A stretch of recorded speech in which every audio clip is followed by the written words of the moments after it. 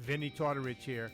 Hey man, if you're a fan of Izzy, you might be a fan of me too. I'm the guy that gets people to lose a lot of weight. I have something free for you guys. This is no clickbait. Just go to vinnytortorich.com and there's a big banner. It's a free PDF, how to lose weight. It's an intro guide to NSNG at vinnytortorich.com. Go check it out exclusively for anyone who listens to Izzy Presley. Thank you. RockstarLeatherworks.com is your home for badass rock and roll gear. Featuring 100% handmade leather bands, watches, cuffs, bracelets, and more, Rockstar Leatherworks has something for everybody. Whether you are going to the show or you are in it, you can find something to fit your needs. Choose from a variety of designs or create your own masterpiece. Their bands and watches are second to none. They also ship internationally. Who needs a stage to be a rock star? Check out RockstarLeatherworks.com. Hey ladies, Sass Pants Designs will take that rock shirt that everyone has and make it your own in a flattering, sassy, and simple way. There are one-of-a-kind tank tops, lace-up tees, and tube top dresses already in stock. Check out the online store at sasspantsdesigns.com and like Sass Pants Designs on Facebook for special offers and custom orders. That's sasspantsdesigns.com, sasspantsdesigns.com. Sass Pants will make you the envy of the party. Replay Guitar Exchange is your premier independent guitar store. Being independent is good. With all of the major brands, including new, vintage, and pre-owned, you can find the guitar, bass, amp, or accessory you are dreaming of. From vintage to the newest models, Replay Guitar Exchange can help you find that perfect piece. They have industry veteran expert staff, all players like you down to the owner. You aren't just getting a great guitar, you're getting the Replay difference. Find them online at replayguitar.com and find your dream guitar today. My liver's all twisted up. But you know what I did? I loaded up with alcohol, more specifically vodka, whiskey, beer, tequila, more beer, more vodka, more whiskey, and more beer. Who wants an orange whip? Orange whip? Orange whip? 3 orange whips. Hello, Hollywood. Hello, world. And hello, my loyal minions. It is good to see you, and it's always good to be seen. Izzy Presley here. We are back with another fucking podcast, Drunken Summit, honoring the greatest movie of all time, bar none, the Blues Brothers. It is going to be outstanding. Little show note for you. Tomorrow morning, I'm interviewing Chips Enough and going to do that via video. Let me turn this down just a cunt here. Oh, it's almost over. And going to probably post that on Thursday. It'll just be me and Chip, which will be good. And that's going to be a good one. All right, ladies and gentlemen, make sure you guys hit up all the social media at Real Izzy Presley all the way across the board, Twitter, Instagram, and the Facebook. And, of course, the show page on Facebook is Another Effing Podcast. That click shop now button is there. So please buy stuff like those great pants that I have for sale. Show shirts, act shirts, all of that great stuff is there, especially the new act ones with the Alive 2 logo, which is very, very stellar. And also, if you guys want to donate, the show got a great donation from listener Aaron from Inside the Cheddar Curtain. Sent a nice little wad to me today, and thank you very much for that. I'm going to send you out some pics and some other cool stuff. And if you guys want to donate, it's izzypresley@yahoo.com via the PayPal if you really enjoy what we do. All right, we're going to go to the Michael Brandvold Marketing Zoom line in just a second here. If you want to, if you have a band, you need marketing, you need PR help, hit up Michael Brandvold. He has been in the industry for a very, very, very long time. Of course, he's the host of, or one of the hosts of Sides of the Coin. He's worked for Kiss. He's works with Accept. He works with many bands. He is very good at what he does. MichaelBrandvoldMarketing.com. Going to the Zoom line right now. Let me unmute these motherfuckers. Joining us again, fanboy Tim Mangione. What's happening? Because we don't really know what Tim actually does. We just know he's a fanboy and he knows everybody. And he's also a savant like us. And also rejoining us again, as he was here last week. Yes, from Metal Edge Magazine and VH1, where he got the gig because he had stupid hair, apparently, according to one of the message boards. Ladies and gentlemen, Paul Gargano. I have stupid hair now, too. Yeah, but that beard This is is nice. quarantine hair. It's quarantine hair, but the beard looks even smaller than last week. You know what? I quit. I shaved. I couldn't do it Yeah. anymore. I watched the Three Sides of the Coin episode, and it was just whoa. It was bad. Rika was not loving it, and I was getting too many like Teen Wolf hairs flying out all over the place. So it's bad enough I got them coming out here, out of my nose. You know, I don't need them coming out of my chin too. So it's Yeah, right. Well, I'm like, you know what? If we're gonna be in quarantine for another 3 months, I gotta stop. Yeah, exactly. Dude, it even hit me today. I had to run to Staples and get envelopes to send a bunch of shit out for everybody that bought shit on the Axe show, on the Monsters Rock Cruise feed. And I'm standing there. I'm like, and this is through my mask, like death breath, because I hadn't brushed my teeth yet either for like 2 days. And I'm like, damn, is that me? Is that like, holy fuck? Apparently, I forgot what deodorant is. I haven't put on deodorant in weeks because I have no reason to, other than the night that we went to the Rainbow. And then we went to the Rainbow. Yeah, Yep. You didn't feel bad that night. No. Well, I showered that night because we had a gig and I had to let my hair look pretty. Yeah, there you go. All right. So I've actually been leaving the house every day to work. So, oh, that's right. I'm having to shower and put pants on every day. So I'm just like, oh, you're killing me. Flip flops and fucking shorts. But don't worry, I don't have pants on now. Oh, that's hot. I have a shirt. That's it. And yet he still has time to squeeze a nap in. Yeah, absolutely. Absolutely. I got myself an orange whip. I am ready to go. I got orange whip. Rika just brought me an orange whip also. Nice. Cheers. Cheers. Cheers to the orange whip. She warned me it's boozy. Well, yeah. Vodka rum. Oh, it's fantastic. Isn't it? I know. Fantastic. So can we just start with something right out of the way? Yes, please. I always thought now I'm gonna have orange whip in my beard, and I don't care. So if anyone says Paul's got orange, no, it's just gray. That's not orange whip, it's gray.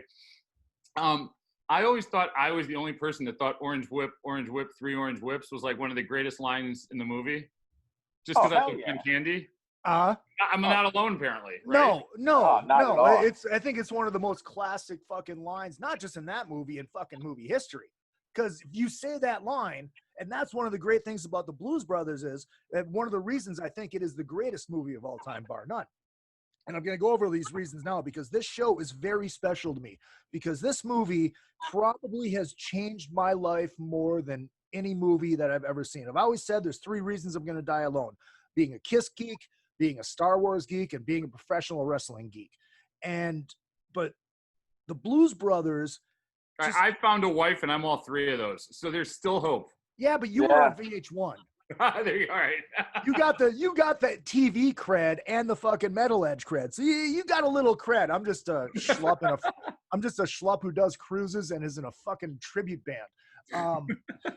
But even at a young age, when I first saw the Blues Brothers, I didn't realize how it changed me until later on, until I started diving into the music that it exposed me to that I never would have thought I ever would have been exposed to.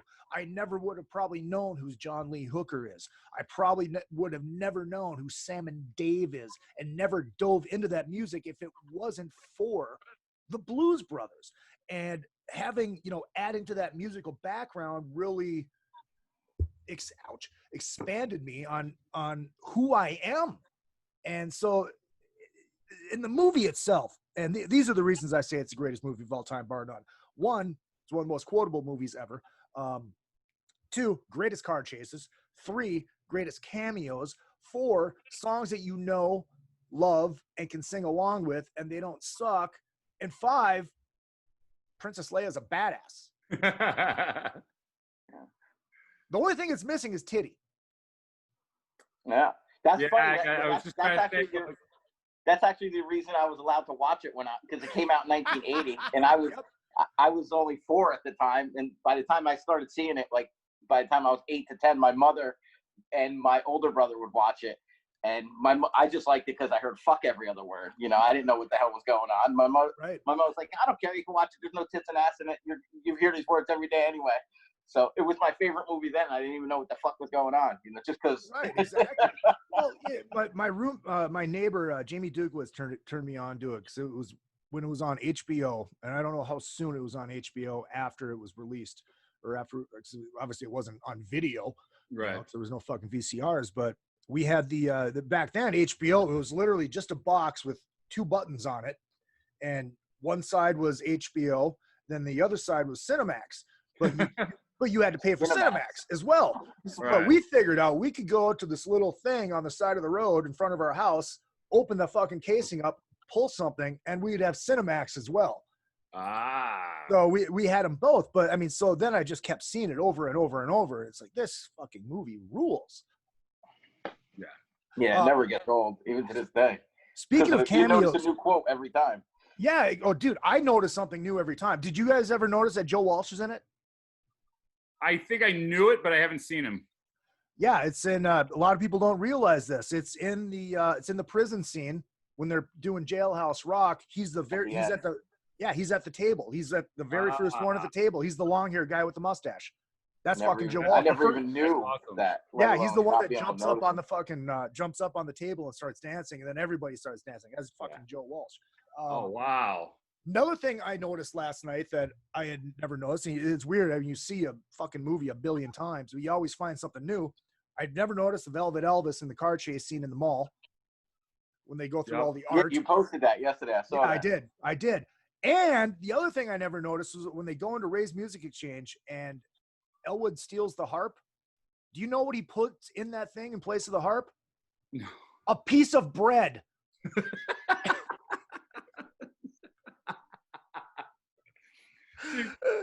And that's, I think one of the things that helps me so much with it is just one of those great background movies. Because you could do, Right. I think I was texting with you the other night. I put it on 2 times in a row while I was transcribing interviews. And I was literally just sitting here transcribing interviews. And every once in a while I'd look up, when I needed a break, I'd look up, what scene is it? Okay. They're about to play in the Roadhouse. Okay. It was like, you just pick up at any time, and then you'll stop and watch that scene for 5 minutes because Yeah, exactly. Okay, so right now they're on their way to go pay the orphanage taxes. I literally for me, they just got pulled over and they were looking at Elwood's driving record. 150 mods. I think it's 115 parking tickets and 56 moving violations or something. I did a little math today. Now, the pay was $200, and they drank $300 worth of beer. Yeah. Okay? So $300 worth of beer at a rural bar outside in rural Illinois. Yeah. Probably looking about $1.25 a beer. 10 people in the band. That's a case of beer a person. And they drove. And they drove. That's the best part. And they drove. Yeah.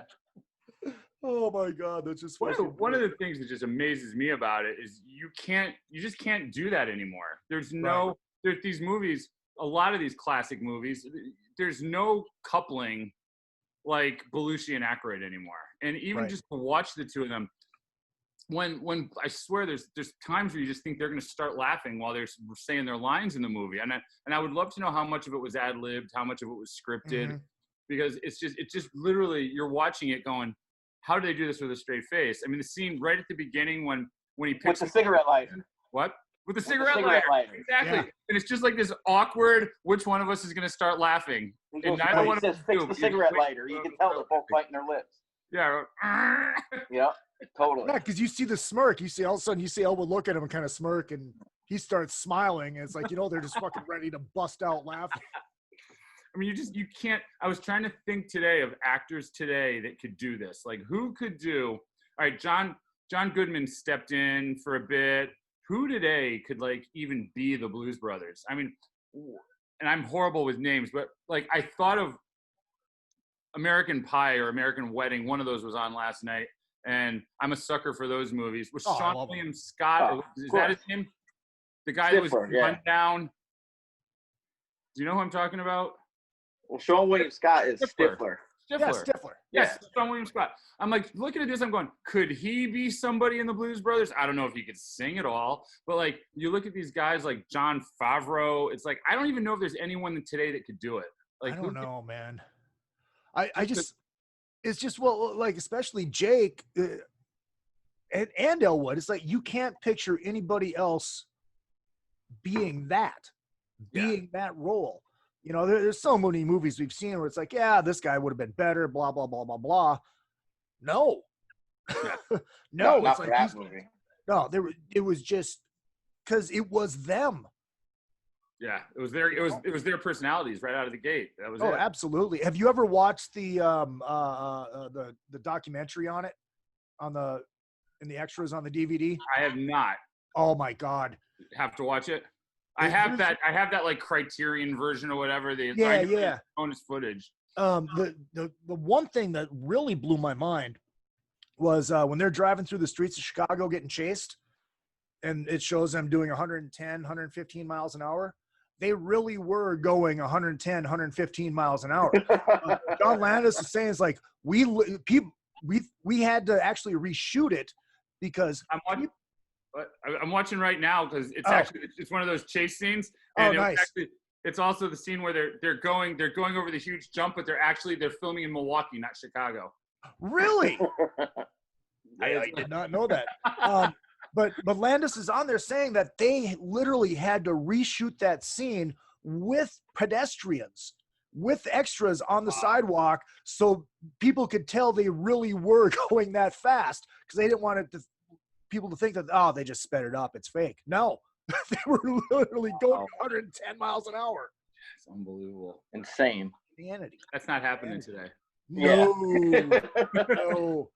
No. And it also, like, only in the 70s, only like in this era could you have characters like this. Like, they were that first, obviously we're all cheering for them, right? But they're scumbags, but we're cheering for them. How can you not cheer for them? They want to save the orphanage. They want to save the church. Exactly. You know, whatever you have to do, lie, cheat, steal, you got to pay the taxes for the orphanage. It was like, right. The first, like, evil heroes.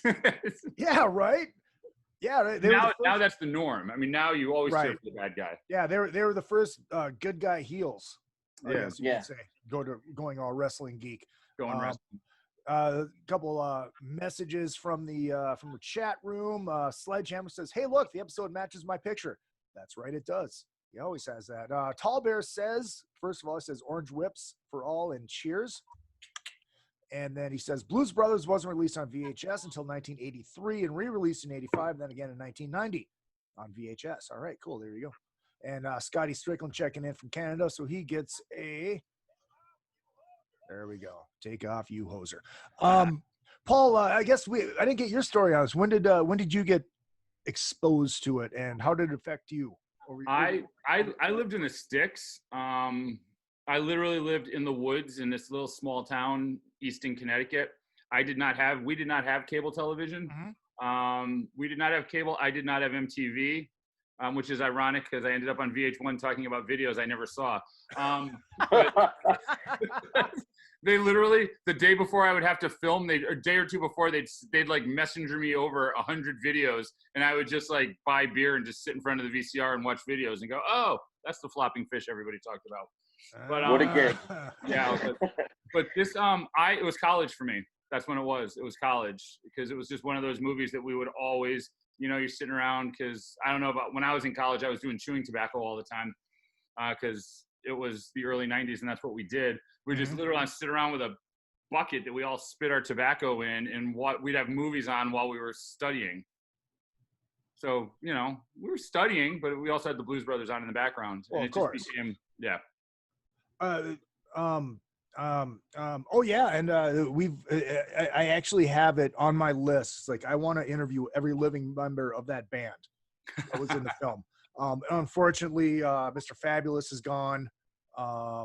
Duck just passed away a couple years ago, and Matt Guitar Murphy. Those are the three. I mean, I didn't realize how old Matt Guitar Murphy was. He was 88 when he died.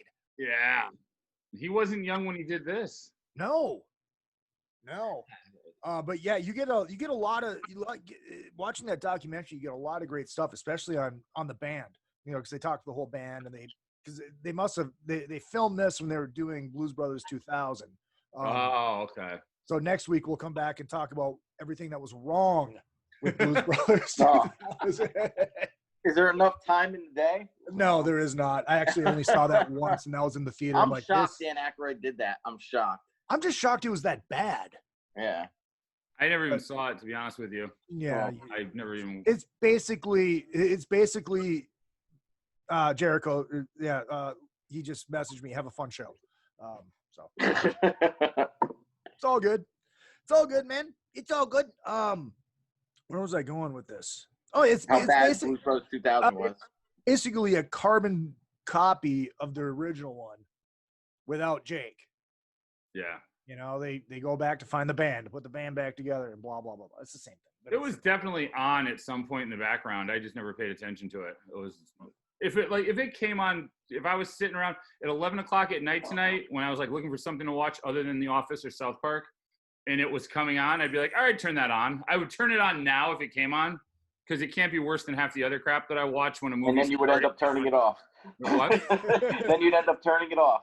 I bet you I wouldn't. You should. Some of the stuff we watched. I watched that whole Adam Sandler Eurovision movie without turning it off. And if I can get away with not Adam Sandler, Yeah. Will Ferrell. I watched that whole movie without turning it off, and I thought that was not a great moment for any of them. You know what I'm talking about, or no? I have not seen it. It just came out Friday.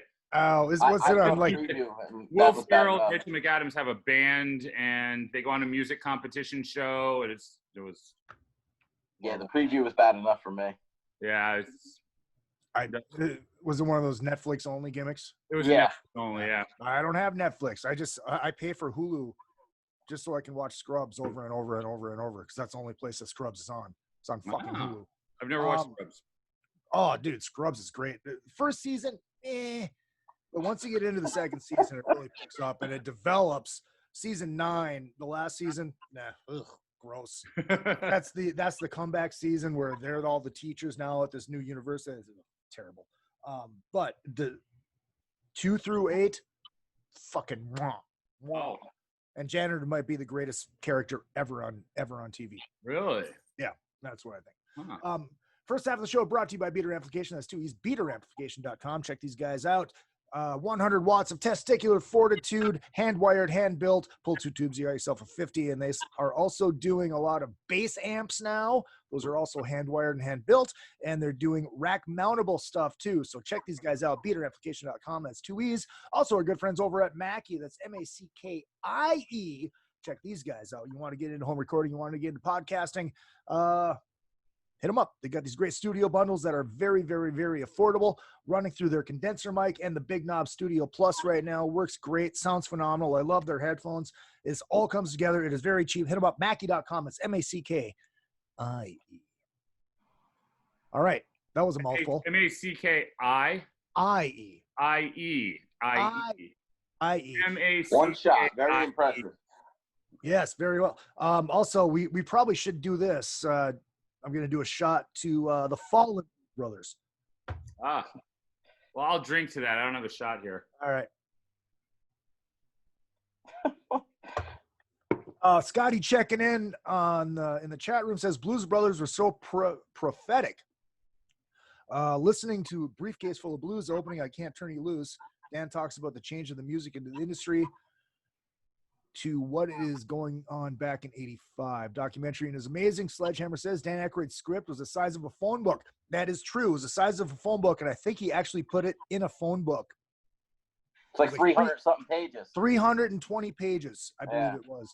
Imagine if I can get your hands on that. But he actually goes into a lot of detail about stuff, about like why the Bluesmobile has the powers, which you see in the new uncut version when he parks underneath the train tracks, that voltage room. Apparently that's what gives the Blues Brothers, the Bluesmobile, the powers.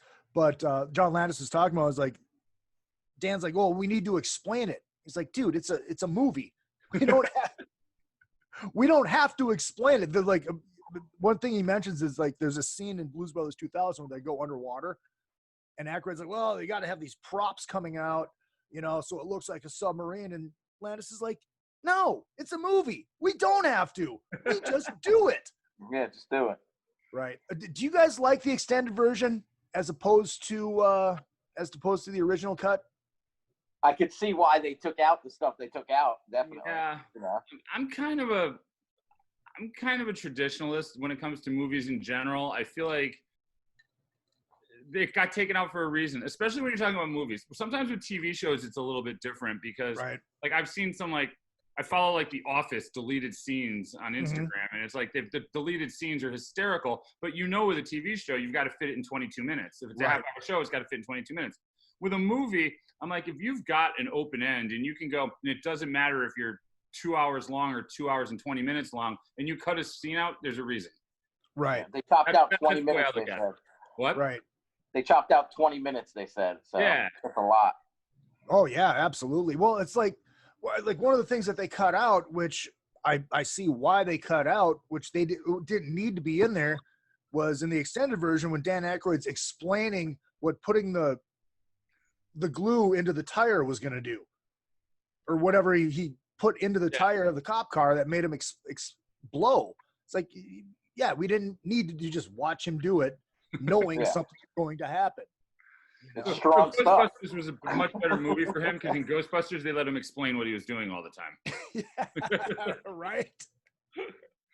Oh my God, I've never even noticed that, but that is funny. Isn't he the one that's always explaining in Ghostbusters? I'm not a big Ghostbusters guy. I'm a big Ghostbusters guy. Oh, I don't know. Ghostbusters guy. I don't know if you can ever be on the show again, Tim. Oh, it's so good. Oh, that's one of those movies too where I used to watch every single day. Yeah. That I just feel like we don't have actors, and there's some good ones today, but we don't have anybody that does, Aykroyd, Belushi, right? Even like, just think about like the impact of someone like Harrison Ford in Star Wars. I mean, he went from Carpenter on the set to one of the most iconic characters in movie history. You know what I mean? He wasn't even cast for it. It was just. Plus, everyone's so scared that they're going to get in trouble for saying something nowadays. Yeah. Right. Well, do you think it's because for so long Hollywood has been like, you have to have a certain look, you have to be like this hot? And Belushi truly was that hot. Yes, absolutely. But no, I think there's a thing where it's like they just go for a look more than a feel. You know what I mean? So how many actors can you pick out, non-comedic actors, that aren't like just fucking stunningly good looking? Yeah. It's like you look back in the 70s, and it's the same thing with movie or music too. It's like you didn't have to be a fucking cover model to be in a popular band. It's like you look at fucking Jay Ferguson, the guy that sang the Pina Colada song. And it's like, then once MTV came, then all of a sudden Christopher Cross, there was no more Christopher Cross, especially once Duran Duran came out. Off into the sunset, yes.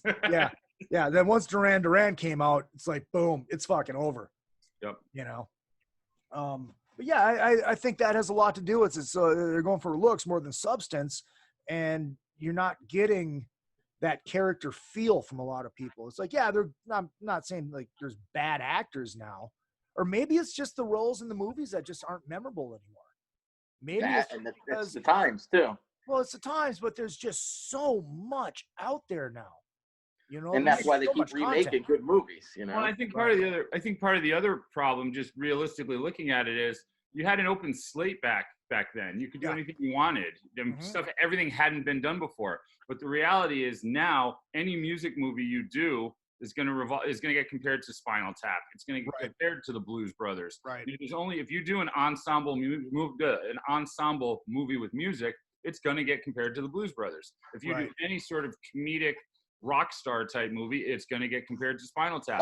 Right. And back when those movies were made, there was no barometer. There was nothing to compare them to. It was what it was. They set the bar. Yeah. Now any space movie is going to get compared to Star Wars. Period. Right. Well, unless you're a Trekkie, then you're just a dork. Fair enough. And I never was. Us Star Wars guys are geeks. We're not dorks. There's a big difference. Hold on, I got to put my fan on. All right, so mystery solved. Izzy is wearing pants. Yes, I am. I'm wearing shorts. Balls might not smell so good, but you know, Wonderful. I got deodorant on now, so at least I can't smell that. But like that's the thing about the Blues Brothers too, is like it's so hard for me to. I don't think of it as a music movie. I just think it's a movie about a band with all these great songs in it. Because like you think of a classic musical, people just bust into song for no fucking reason, you know. That only happens in the Aretha Franklin scene, I think. Aretha Franklin, yeah, Aretha Franklin. We got, and then all the other stuff is in a legitimate place. Yeah, right. Aretha Franklin's the only one where they're dancing in the street, and it's like this doesn't happen in real. That was your only like Barnum moment. And the Ray Charles scene. Yeah, and yes. Dude. Yeah, that whole the two stores. Yeah. Right. Funny thing is, there was only 2 live vocal performances in that movie. It was James Brown and it was John Lee Hooker. And that's one thing I do love about the extended one is they got that whole John Lee Hooker fucking song. They played the whole thing, yeah. Oh my God, it just rules. But the reason is because James Brown couldn't lip sync. It's true. He couldn't, because him and Aretha was the same way. They never sang the same thing twice, and that's why if you watch closely on Think, it looks choppy. It's not perfect because she's not used. That's not how she is. She's used to singing live, and it always comes out different. But another funny thing that they talk about in that documentary is Blue Lou in that scene when he's up on the counter. Yep. Yeah, you only see him from like there down. John Landis left it like that as a joke. And he's cracking up. And Blue Lou's like, dude, it's like, I learned all these moves and you only see me from there down. And now now I think it's funny. But back then it's like, well, fuck, dude, what were you doing? And Landis is laughing his ass off thinking it's hilarious. Yeah. You know? So it's like now when I see that, that's even funnier. Yep. You know? Those lights are off for a reason, man. Yeah. What's his other line? He's got 2 lines in the whole movie. That and chicken wire. Yes. It's just the stupid trivia shit that I love. It's like, dude. It's It's another great little tidbit from that scene after they do Rawhide and they throw the bottle and Dan Aykroyd goes, "Thank you." Yep. You know what I noticed in that? Okay, and another thing I noticed in that scene, in that bar scene is, okay, so they go to Ray's Music Exchange and they buy all this shit, all this new stuff, which they didn't need. I'm restarting the movie. Oh, nice. I'm at the table scene at Murph and the Magic Tones. The soup is fucking man, $10. powerful enough to turn goat piss into gasoline, which they did. But then you fast forward to the scene at Bob's Country Bunker, and you see thick red shag. Yeah. On all the amps. It's like, did you just buy a whole bunch of shit? But it's funny that that's in there, still referencing. Boom, that. Right there. Yeah. But that's another thing I just noticed last night. Maybe it's because I watched it on the wall instead of on the. Oh, you did the wall viewing last night? Yeah, we did the wall viewing last night. Nice. Okay, full volume. Oh, it was beautiful. Does everybody know about your wall, or do they not know what you're talking about right now? I guess some people do. We in our place we have a very large, tall living room, and like for Super Bowls, we have a very elite party. Elite party. Not too elite because I'm in every year. What the? Yeah, well, yeah. I mean, invite only. It's not like, hey, everybody, come on over. But we have HD projection, so the screen is probably. That's right, Tim. You've never been here. No. Via this, but the screen is what 20 feet tall. Computers with smaller screens than your wall. Yeah. Now they've gotten to a lot of them now are bigger, but we went through this phase where you go to movies and like they want to fit 14 theaters in the movie theater, so they chop all this in half. And like literally, your guys' wall, you're watching a full-blown movie theater size projection of the Super Bowl, and it is immaculate, spot on. I mean, the projections are perfect. Yeah, exactly. Going to the chat room. Laurie's here from Australia. He's in Brisbane. Brisbane. Yeah, bring me one of those hot Aussie chicks. We've had this conversation before. Scotty says there's so many spoilers and stuff released early, you don't get to discover the magic in theaters anymore. I can't disagree with that. And Sledge says, it's funny, I don't recognize this movie as a musical. No, exactly what you know. It's got songs throughout it. Isn't that how we define a musical? Or are we defining a musical as it has to be Chicago or it has to be Barnum? You know what I mean? Right. Or like a Hamilton. That's what they're going for. That's what they mean, I think. It's definitely not, because I don't like traditional musicals, but it's I consider it, it's a music movie, and there's music all throughout it. I mean, right. Yeah, it's funny though. I mean, you talk about musicals. One movie that a lot of people hated that I actually kind of liked because I got it, because I got the campiness and how cheesy it was Rock of Ages. No, Rock of Ages was good. I actually never saw the movie. I saw the play, but I never saw the play. I mean, the play blows it away. But not Rock of Ages. I was thinking Rockstar when I said it was good. Rock of Ages. Rockstar rules. Rock of Ages I was fine with. I don't know that I ever need to watch it again. It was over the top. I embrace, if you're gonna go over the top, I embrace it. I'm all for it. You know, I just embrace the fact that you're going over the top and don't take yourself too seriously. And I'm good with that. And that was what I appreciated about that movie. My favorite of the newer music movies is School of Rock.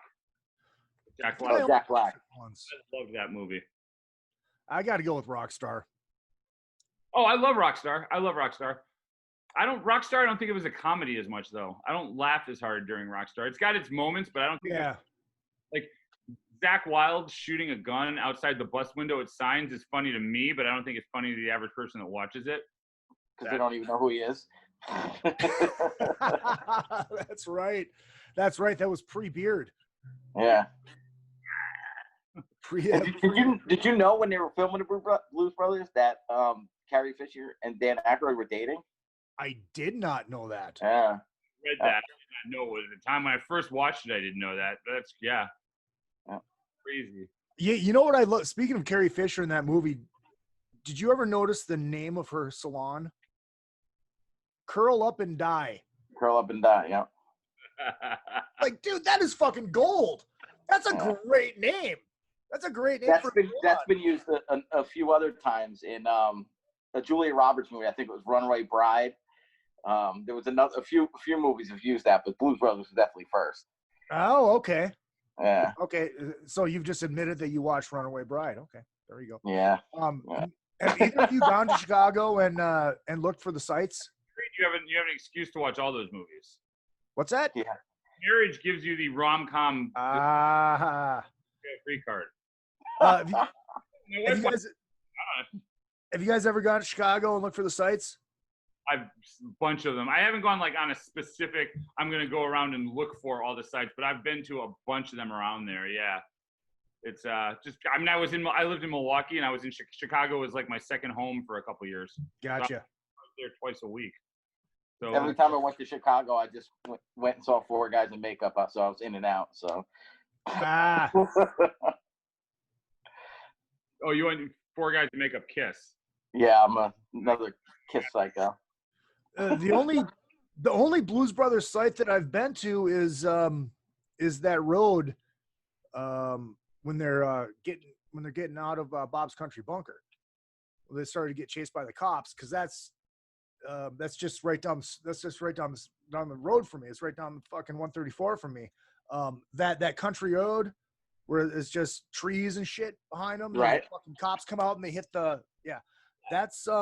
that's the road that goes past the zoo right off the 5, the Los Angeles. Oh, really? Yeah, that runs parallel to the 5. That's that road. Is it recognizable when you're there now, or has it changed so much? I don't fucking know. It's nature.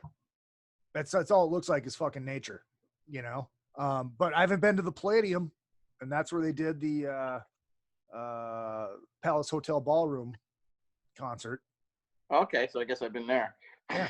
I didn't realize that's where they did that. Yeah. I never thought about it. There's a gal that was like, dude, I was there, dude, and it was in Chicago, and it was awesome. Like, yeah, no. Liar. All right, let's do this. Let's take a short break. We'll come back, and then we'll get into the music. Oh, yes, the music. The music of the Blues Brothers. It is another fucking podcast. Tim Mangione and Paul Gargano and myself is Izzy Presley talking the greatest movie of all time, bar none. Getting into the music of the Blues Brothers right after this. Rockwood Saloon Authentic Apparel takes rock and roll fashion to a new level with their tees and tanks for men and women. They also make custom shirts, jackets, vests, pants, hoodies, beanies, and more. The Rockwood Graphics Department can design anything from your logo, t-shirt design, promo posters, band swag, and printed at great prices. From tour shirts and custom stage gear to killer threads for the street to the stage, Rockwood Saloon has it all. Rockwood Saloon, authentic rock and roll apparel for stage and street. World tour tested for quality, comfort, style, and durability. Check them out at www.rockwoodsaloon.com. That's rockwoodsaloon.com. If you need to promote your band or business, or just want to stylize, personalize, or customize your ride, check out vid-decals.com. Want to create and customize your own stickers representing your band, or make your own bumper sticker? Vid Decals can do it. All stickers are printed on quality vinyl and can be placed on any flat surface. Stickers are an affordable way to promote your band or business. Go to vid-decals.com to get started. That's vid-decals.com. vid-decals.com. Retro Arcade brings Minnesota and surrounding areas arcade games from the days gone by. All of those great games from pizza joints and arcades are available in cocktail units and custom machines. Dozens of favorites from your youth in one machine to complete your game room or man cave. Retro Arcade also sells and services your favorite pinball machines. Find them at facebook.com/80arcade. That's facebook.com/80arcade. Retro Arcade. Your youth is just one click away. Hey, what's going on? This is Tom Arnold. I like fat women and cocaine. And you're listening to Izzy Presley here on another fucking podcast. And I know Izzy from Cocaine Anonymous meetings. I've actually seen him at the meetings with Ace Von Johnson from, I probably shouldn't say this out loud, but Ace has got a bad coke problem. And his sponsor is Josh Todd from, and again, I shouldn't say this out loud, but Josh is his sponsor for Buck Cherry. He's addicted to upskirt porn. And they're both being sponsored by the Eagles. The whole band, the Eagles. Anyways, another fucking podcast right here with Izzy Presley and call your sponsor. Way off, and we have returned. Second half of the show brought to you by A&P Laser. That's right, folks. APLaser.com. Hit them up. You need something special for somebody, for anybody, for yourself. You want it laser engraved. You want it personalized. Hit up APLaser.com. They do ship all over the world. These guys are so good they can even laser engrave a hot dog bun. I have seen it done. You want a special Blues Brothers garb, they can do it for you. They can do anything. APlaser.com. And of course, our good friends over at John Palumbo Design. We love us some John Palumbo here. You have a band, you have a business, you need a logo, you need a website. Hit up our good friend John Palumbo, johnpalumbodesign.com. All right, hitting the chat room again. Tall Bear says Bluesy tried to break out doing more than comedy, but it just didn't work out. Yeah, that's actually kind of true. He also says, yes, the minor league baseball here does a Blues Brothers night every year. And that's got to be fun. I'd like to know more about that. Minor league. Yeah. Paul, we just lost your audio. Did you? No. Okay, you're back. Maybe you're just talking. Guess not. But yeah, let's. Speaking of the music, Wish use my audio. That's what's like that? Rika spends half her life wishing she would lose my audio. Speaking of the music of the movie, and this is one of those songs. I'm on the John Lee Hooker scene right now. There's so much of that music that like I said, I probably wouldn't have gotten exposed to, or maybe I would have, but maybe not on the level that I'm at. I mean, I literally own the Best of Sam and Dave, the Atlantic version that was in the 8-track player, in the Bluesmobile, in that first car chase scene. When they get pulled over. Yeah. The Best of Sam and Dave. I have that Atlantic vinyl. I wouldn't have that if it wasn't for the Blues Brothers, you know. And then just even the movie, the music that was in the movie was picked so well, and it brought like new life to the old versions of those songs. And it's one thing that we noticed last night when we were watching the documentary and all that stuff is how good. I mean, the band is fucking, they're gods. I mean, these guys are musical gods. Steve the Colonel Cropper has influenced so many guitar players that don't even know that they're influenced by Steve the Colonel Cropper, you know? Yeah. But John and Dan were so good, and you wouldn't think that being their comedic actors. And how about him doing the friggin' cartwheels with all that weight? Yeah. Well, yeah, I mean, fuck the cartwheels. I'm talking vocally and the timing. I got to go with the cartwheels on this one because I was watching, and that scene's going to be coming up shortly. I'm at the nun scene right now, by the way. Okay. Yeah. They're bumping their seats. Ow, you fat penguin! Fuck this noise. Take it easy. Elwood! I don't even know how they keep a straight face doing these movies. Oh, I like this. I'm on the I'm in the diner right now. 4 fried chickens And a Coke. and some dry white toast, please. What am I No, thinking? man, dry. A Coke. He's about to whack him with the ruler. Oh, it's so rules. Those somersault flips, whatever. Back flips, yeah. Yeah, I can't do a push-up, and he's like, I can't even touch my toes. Yeah. oh my god. What kind of effect did the music of the movie have on you guys? I remember growing up too when I got my Nintendo and I'd always play Spy Hunter, and the theme song of the Spy Hunter was a da na na na na na na. I always thought of that too. Right. Remember Spy Hunter? Oh fuck yeah, the Peter Gunn theme. I mean, one of the things I love about stuff, especially with movies, they open you up to stuff that you don't otherwise know. And for someone like me, and it's crazy because everybody always assumes, and I'll talk to friends who grew up in musical houses and stuff like that. And I didn't grow up in a house. I was the oldest, so I didn't have older sisters around. I didn't have anybody showing me what to listen to. My mom, oldie station, the AM oldie station was on 24/7 in our house because it gave the school announcement, gave us all our news. Loved the oldies, but I basically learned about music from my neighbors, which were mostly girls. So it's like I was like, oh, Culture Club, Duran Duran, yay. Movies like this exposed me to a lot because by watching this, you realize there's all this stuff out there you don't learn about on pop radio, on mainstream radio. And I think that's, my brother will tell you he learned about metal from me. I didn't have anyone to learn about metal from. I didn't have anyone to learn about the blues from. I didn't have anyone to learn Aretha Franklin from. So you get that when you're watching a movie like the Blues Brothers. Right.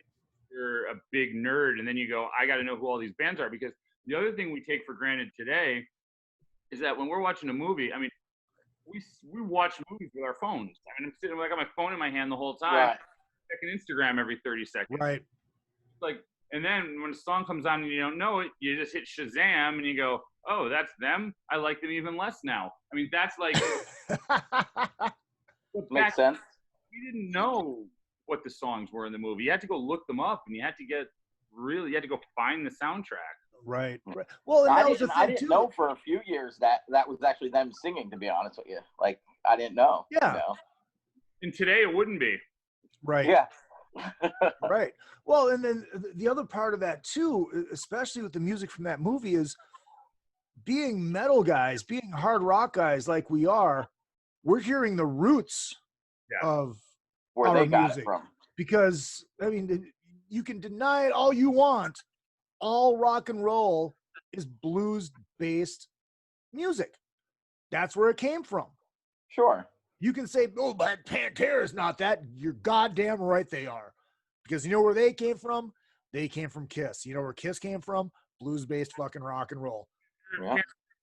Two of their biggest influences are Van Halen and Kiss. I mean, Yeah, it's like you go back and you listen to all that music, and I'm gonna pull up the not the movie soundtrack, but like the songs that were in the movie. Blues Brothers. I'm just gonna tune out for a couple minutes because they're about to walk into the church. Well, you got a couple. You got a couple minutes because with the extended version, they take some time. Let's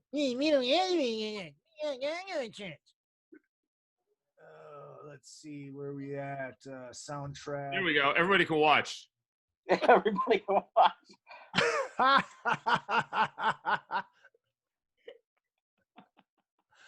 Curtis, I don't need some drive ass Peter talking to me about heaven and hell. Heaven and hell. You get wise. You get the church. All right. So we look at the other songs that are in the movie, and this is straight off Wikipedia, so it's totally accurate.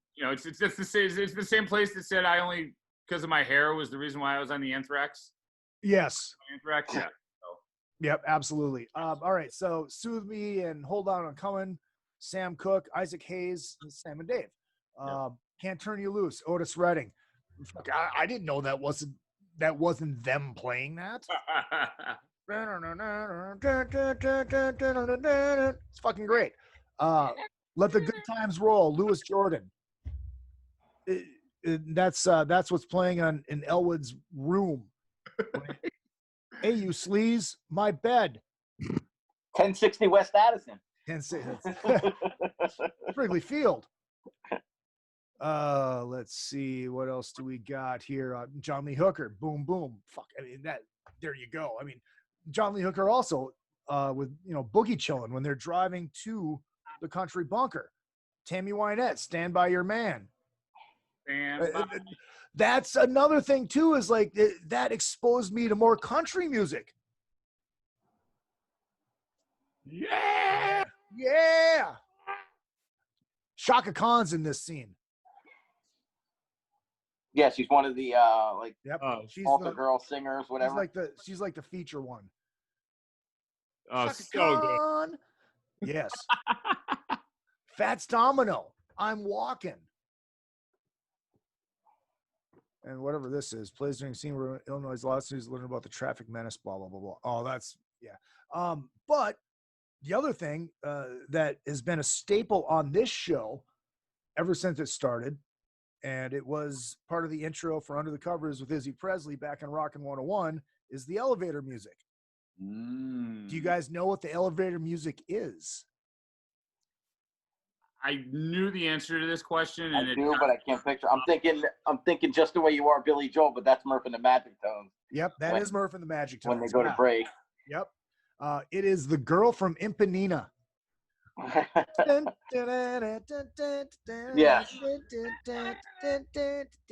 you guys have a favorite song in the movie? Oh, perfect. Everybody Needs Somebody, definitely. Yeah, I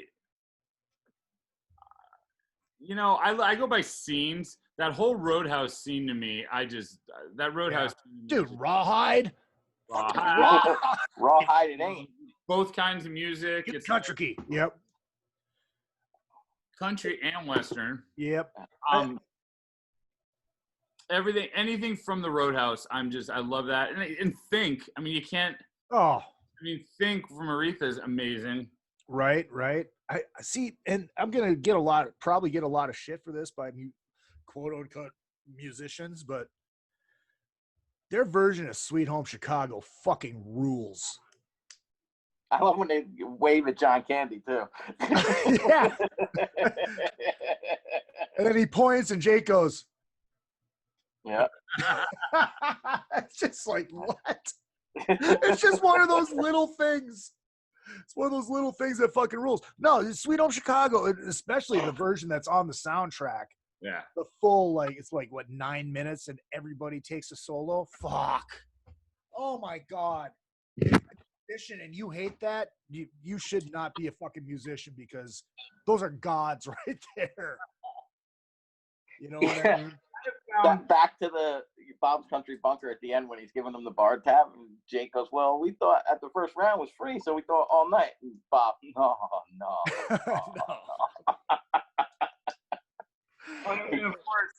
if we're shifting in the lines, of course there's how much for the little girl. Yep. Your children. I want to buy your children. Such. Here, that part too. The restaurant part. You know who their waiter is? Yeah, it's Pee Wee Herman. Pee Wee Herman. Yeah. Oh. Because his older brother is Mr. Herman. Mr. Fabulous. Oh, really? Yeah. I did not know that. Yeah. It's well, actually, maybe not, because Paul Rubens, and then happening right here. Hold on, big moment. Aha! There we go. I'm shaking my tail feather right now. Shaking your tail feather right now. God, if only that's like an aerobic workout today. That right people pay $60 an hour to do that.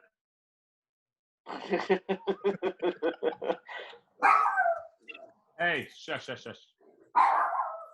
And the male tones, so the dog goes crazy. Of course. Only in LA. Only in LA. Your fucking mail comes at 6 o'clock. This is actually for us. God, I always thought that was fucking. Hold on, I'm muting you so I could yell. Hold on a minute. No, it's all good. I always thought that Paul Rubens was Pee Wee was Mr. Fabulous's little brother because of the last name, but it's Alan Rubin. Not Maybe. Rubens. It was fucking $10. Soup is fucking $10. Soup for $10 for soup in 1980.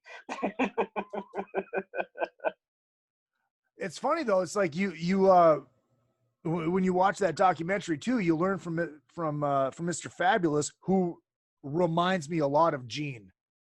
He reminds me Gene and Runaway with the hair. Yeah. Oh God. And then when he's talking in this documentary, he still reminds me a lot of Gene, just his tone and the way he explains stuff. But he wasn't a fan of this music. No, really? But I mean, he's like, look, any music performed well is good. But I was never a fan of this music. But after playing it with these guys and playing those songs, how can you not love it? You have something to say? Holy shit, he also played with Yoko Ono. That had to suck. We're not allowed to pick on Yoko in this house. Oh, really? Why not? Rika used to write her fan letters. Really? Wow. Interesting. Wow. Yeah. Yeah. The partial eye roll. Rika's a Yoko fan. Well, that gives me more stuff to make fun of her about next time I see her. We saw Julian, I believe. Yeah, it was Julian coming out of On the Rocks. And I like literally made him take a picture with her, and she was all mad because she didn't want to take a picture with her. And she was like, don't ask him. He doesn't like taking pictures. And I'm like, I'm asking him because you're a huge fan. And then like later she was like, okay, I'm glad I got the picture with him. Right. He's not going to say no to you. Like no one's going to say they won't take a picture with Rika. They won't take one with me, but they'll take right, of course. I always love that Bill Hicks line. John Lennon takes 6 bullets to the chest. Yoko Ono standing right next to him. Not one fucking bullet hits her. Explain that to me. Yeah. He really dove in front of him, you know? Sledgehammer says Jake and Elwood were not good people until they went to church. I disagree with that. They were not good people in general. I mean, they're hustlers. They're hustlers. Hustlers, yeah. They're fucking hustlers. They're musicians. Jake, there's got to be at least $7 or $8 worth of change here. And that's the thing I love too, is that I base my Chicago accent off of Elwood Blues. Were they ever? I don't think they were ever good people. They just wanted to pay the tax money. They were never. I don't think they ever were wholesome people. No, I don't think. Well, I mean, shit. The reason he picked him up from fucking prison because he held up a liquor store to pay for the room service tab for the other guy. That's right. So I don't want to hear any more of this small change shit.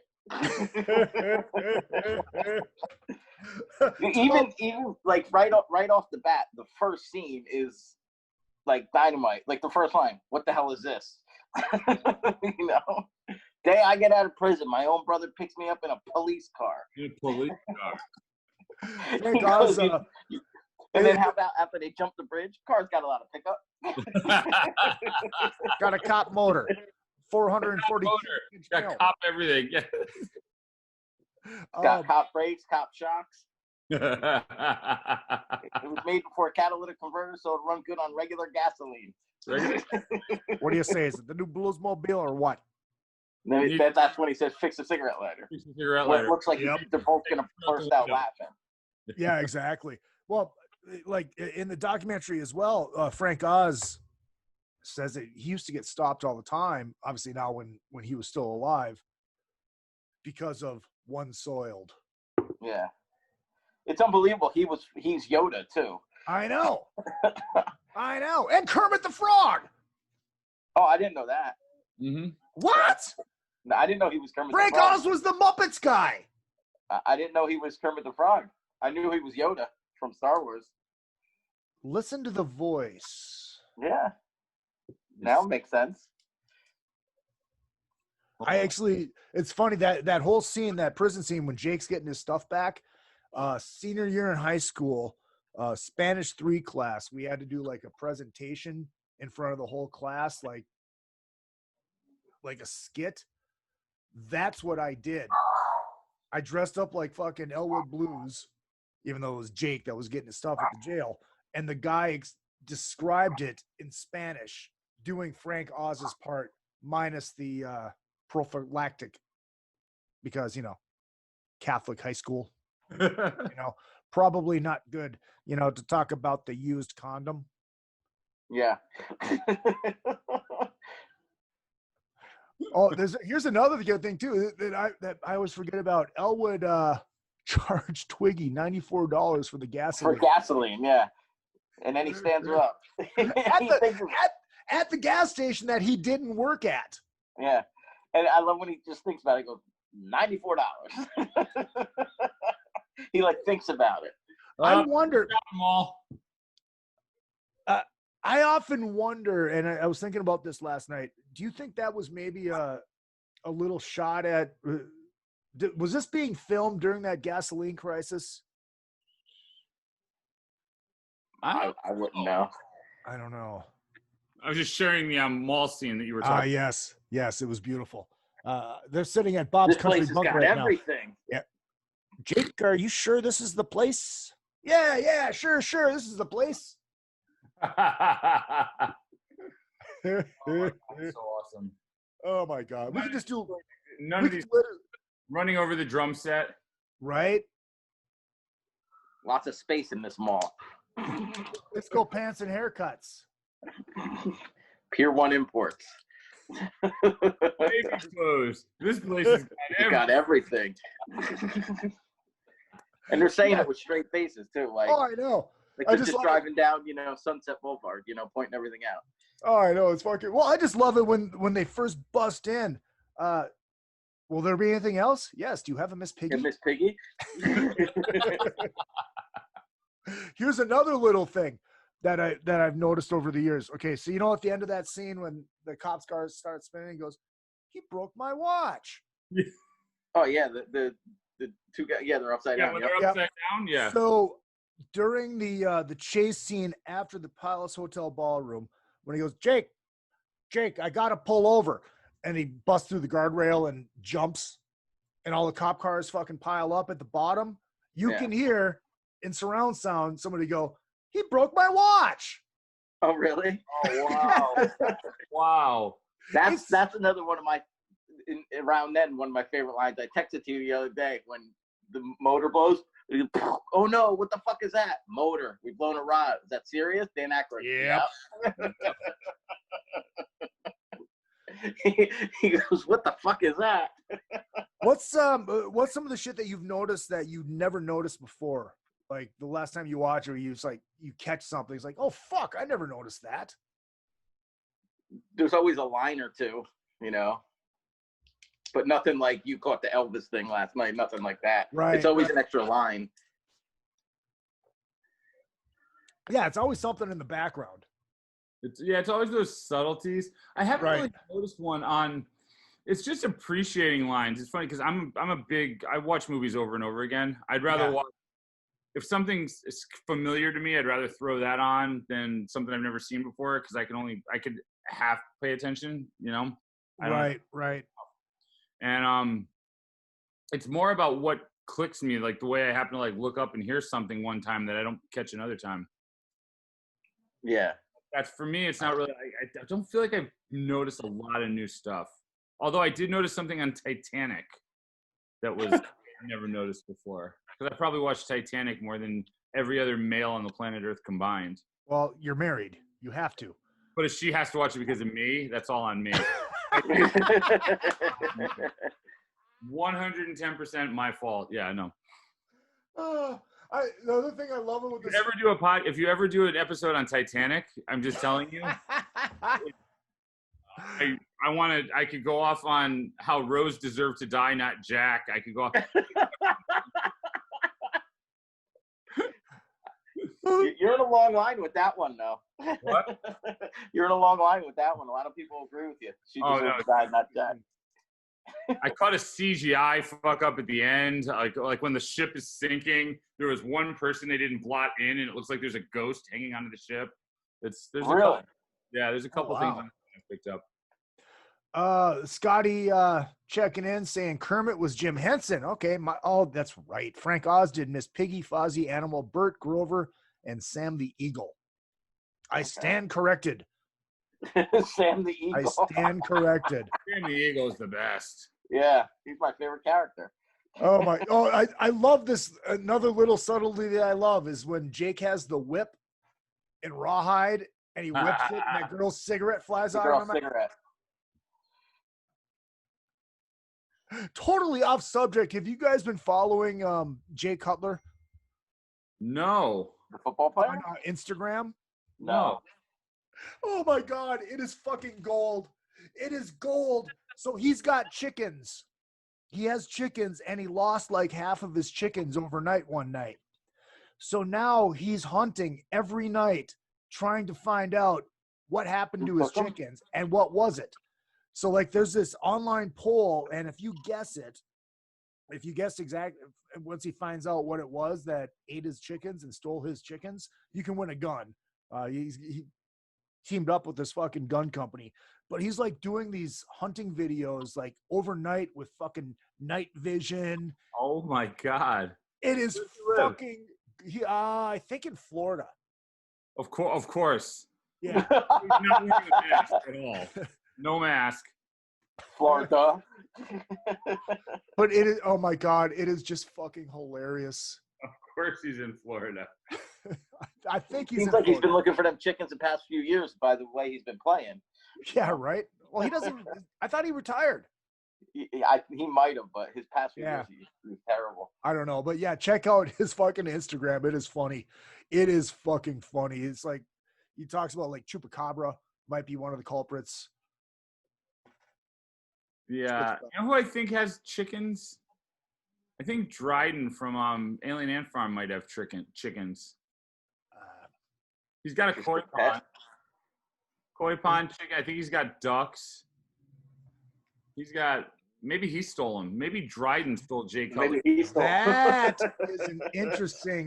is an interesting concept.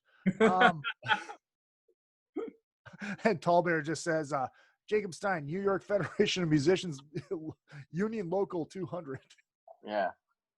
It's going to look pretty silly eating corn on the cob with no fucking teeth. Stein. How about when they pull up and Bob, what the hell you guys so dressed up for? Oh, boys. We're the good old boys. Who shows up late for a gig without calling?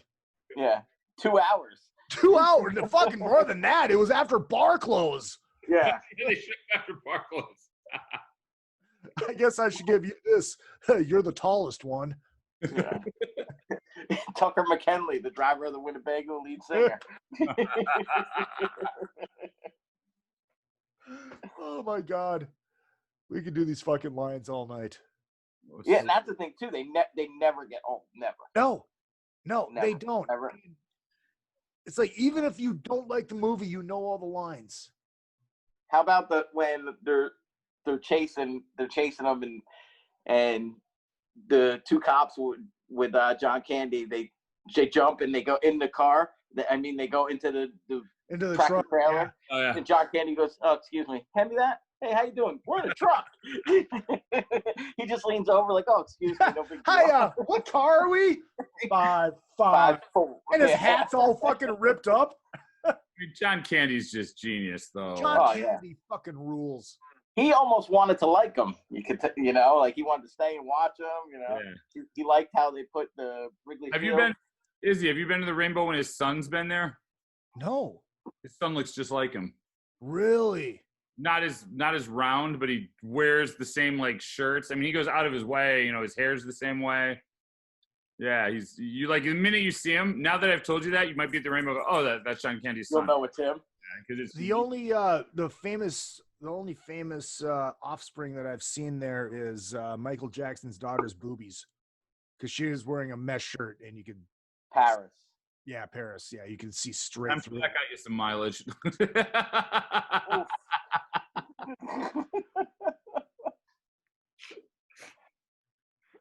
Tell you who you won't be seeing at the Rainbow is Ron Jeremy.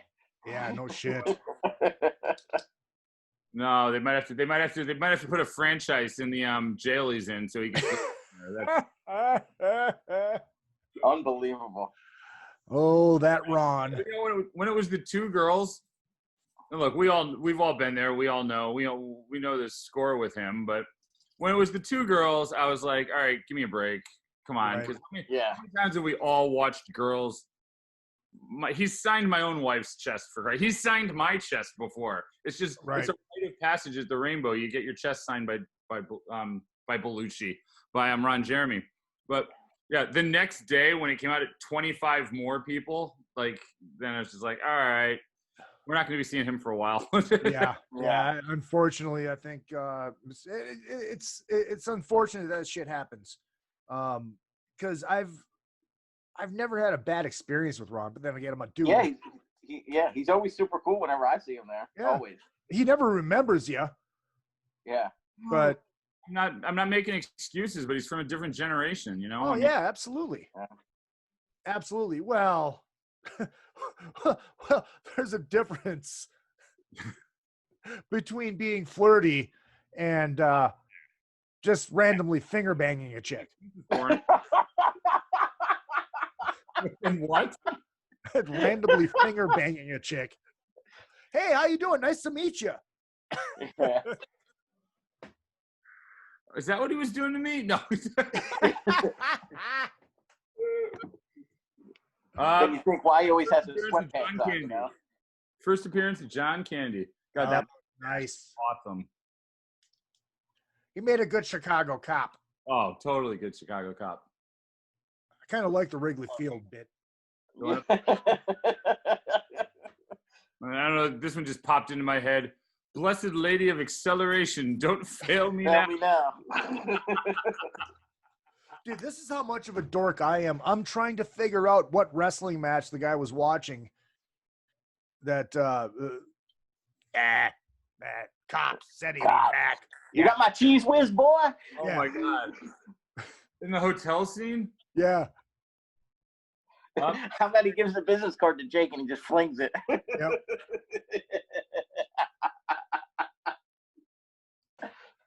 Oh my God. The thing I noticed about that scene last night was Carrie Fisher just blows the whole building up. Yeah. And then they just get up and, no big deal. The hobo that they step over walking up the stairs is the same hobo the cops step over walking up the stairs in the morning. It's the same dude. Same guy. There. The building goes down and they climb out of it. No, it's just a classic. It's an absolute. When they go to pay the Cook County assessor, you know who that guy is who lets them in? That's Spielberg. Spielberg, yep. Yeah. How about when they're shutting the door and they put the little trash can and all these little things that'll do nothing? Yeah. The other thing I love about the hotel scene too is when the cops go in the morning, nobody cleaned up the fucking bricks on the ground after the explosion from the night. Excuse me, I'm gonna do a quick mute because I'm getting beckoned. It is all good. He's getting what? He's getting beckoned. She's probably, how long are you gonna be? I want to watch Titanic again. No, I'm the one. First of all, I'm the one that watched this Titanic, not her. And second of all, she was asking me if I wanted another orange whip. So you're lucky. You have a waitress. I do not have a waitress. I would have to get up and leave you guys to talk amongst yourselves for 3 minutes while I go make another one. But instead, I'm just drinking a beer. Your beer. You know, I'm drinking a beer. Can I show you my Blues Brothers? My Blues Snow Brothers. globe? I told you about this. My Blues Brothers snow globe. That is amazing. Yeah, I have a Blues Brothers snow globe. That is fucking amazing. And it's actually very authentic. I dropped it, so one of the tires broke off. Nice. Better. So, like, when you go to the House of Blues in Mandalay Bay, do you just want to spend all your money? Well, I got in a gift shop. Yeah. I told you about this one. My House of Blues Jake shirt that I shrunk. So if I stand up, it becomes like a half shirt. You can see my belly button. That's hot. It is hot. So I'll just stay seated right now, and we'll. I'm rather surprised that I don't have one of those fucking fedoras. Yeah. Because I think I could pull that off. You know, maybe get the sunglasses and be a complete asshole. You know, why not? Complete asshole. There might You got be that part down. I Right? could be Corey Feldman. There might be an opportunity for a cover band one of these days. You never know. You never know. We might have an idea. I got to lose some weight, you know, learn to blow the harp a little bit. Yeah. Maybe somebody else should not lose some weight and be perfect for it. I don't think we have to worry about that. No. I apparently he's working out now. Wow. I don't know who you guys are talking about, gym. but Is the gym like a bar? Yeah, you spelt bar wrong. Is the gym like an annex of the Velvet Margarita? Like, what's this? Tender was working the door there for a while. What? Yeah, we went to the Velvet one night and fucking there's Tender. He's the doorman. Wow.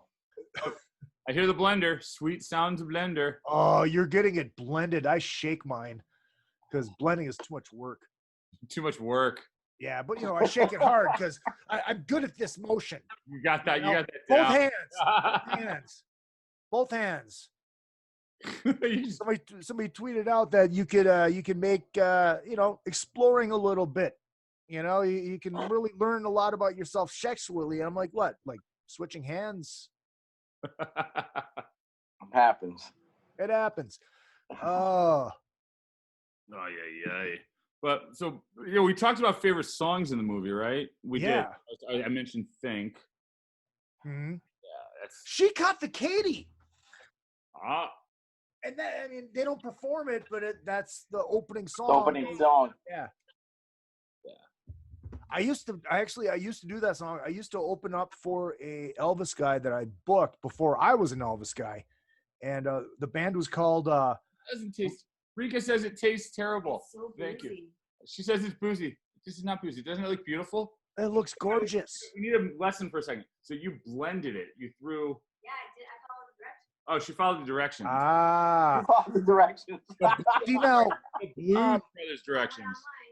I didn't have any just regular rum laying around. All I have is that beautiful glass thing that's got my rum mixture in it. Oh.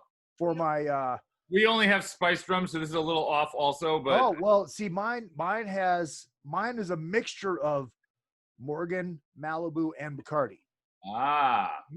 Interesting. Yes. Malibu Because that is my Bahama Mama mixture. So I actually have the booze pre-mixed, ready to go to make a Bahama Mama, heavy on the mama. And cream is in there. 2 parts. He likes heavy mamas. And if you watch Scrubs, you'll get that reference. Okay. You two girls. All right. Motorcycle. So this is 1 part vodka, 1 part rum. Yep. 2 parts cream, and 4 parts orange juice. So that's a lot of cream. I'm surprised it's more cream than I need, but I'm surprised it's right because you know I can handle the alcohol. I can't handle the cream. You know, I use the heavy whipping cream that I use in my coffee. Not whipped cream, just the heavy whipping cream, the fullest cream you can get. Because there's less amount of sugar in it. I literally, so we both had, this is a snapshot of our life. We both had doctor's appointments today. So I went online, rushed, then the gas light turned on. So I had to stop and get gas before I could pick her up for hers. She got to hers late, blah, blah, blah. But after I picked her up, brought her from her gas, I was like, do we need anything since we're out? And we jumped into Ralph's because she's like, well, you need orange juice and cream for your orange whips. And I'm like, I do. So I literally texted you from the Ralph's line. Is it just me or is everybody on the damn planet right now moving in slow motion? Oh my God. Forward and reverse. Now everybody's moving like sideways. It's like nobody, like I'm watching like the checkout people all of a sudden don't know how to check out, ring up groceries. The people are standing there like they're not bagging. I'm like, I'm literally having a meltdown. I'm looking at my phone in line. It's like, I think it was like 30. It was 5:38. I was gonna say it was 5:37 or 5:38, and I'm like, I'm melting down. I'm ready to start punching the people in front of me. I'll give you the wrestling reference. There's another guy Orange Cassidying the basket, and I'm like, motherfucker, pick the basket up, move the basket. I'm like, oh my God, he's just like giving it light kicks. Oh my God, I'm gonna say this: Orange Cassidy may be the best fucking gimmick that wrestling has had in years. He's feuding with Jericho now. Yeah, I know. I gotta tell you, great. Jericho. I would never tell him this to his face. If he was on the show now, I would never say this. I don't talk wrestling with him usually. He is putting him over huge. Did you see, of course. Did you see the bump he took at the end of last week when he just airborne on the table? It's like he's putting him over right now. Dude, be here all day if we talked about how many people he puts over. Oh no, that's his. Yeah, I mean that's his calling card.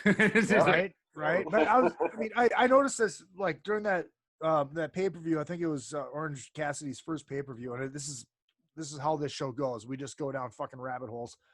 You know, we're talking about the Blues Brothers. All of a sudden, we're talking about Orange Cassidy. To be fair, we've talked about the Blues Brothers for an hour and 15 minutes. It'll end up getting the kiss somehow too, right?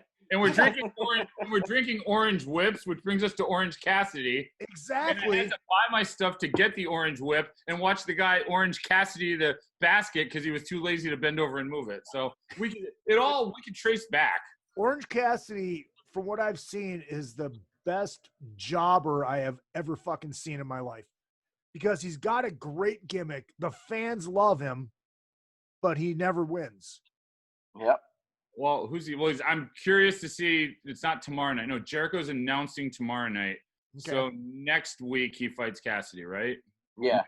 Next week's his fight with Cassidy. Is that pay-per-view or is that on? No, they're basically doing it like a pay-per-view, but it's on. Oh, okay. Tomorrow and the following week are going to be basically pay-per-view cards on network television. On Dynamite. Oh, wow. That's pretty cool. Yeah, so I don't know if you watch. I mean, I'm literally – when you ask me 5 years from now to define like what your quarantine was, I mean, AEW just came in at the right time. And it's like my week revolves around getting to that Wednesday. And half the time I don't watch it for 2 days because I'm too busy, but it's just knowing that there's like 2 hours of fresh content. You know what I mean? Like when I'm lying in bed at 3:30 and I can't sleep, I could watch like a match and a half before I fall asleep. And I'll be like, okay. But I'm a big fan. And then the people you're awake at 4 o'clock texting me about the Blues Brothers. Like last night. Scotty says still love Cab Calloway. Tall Bear says regarding the Scotty wrestling. said stop talking about wrestling is what Scotty said.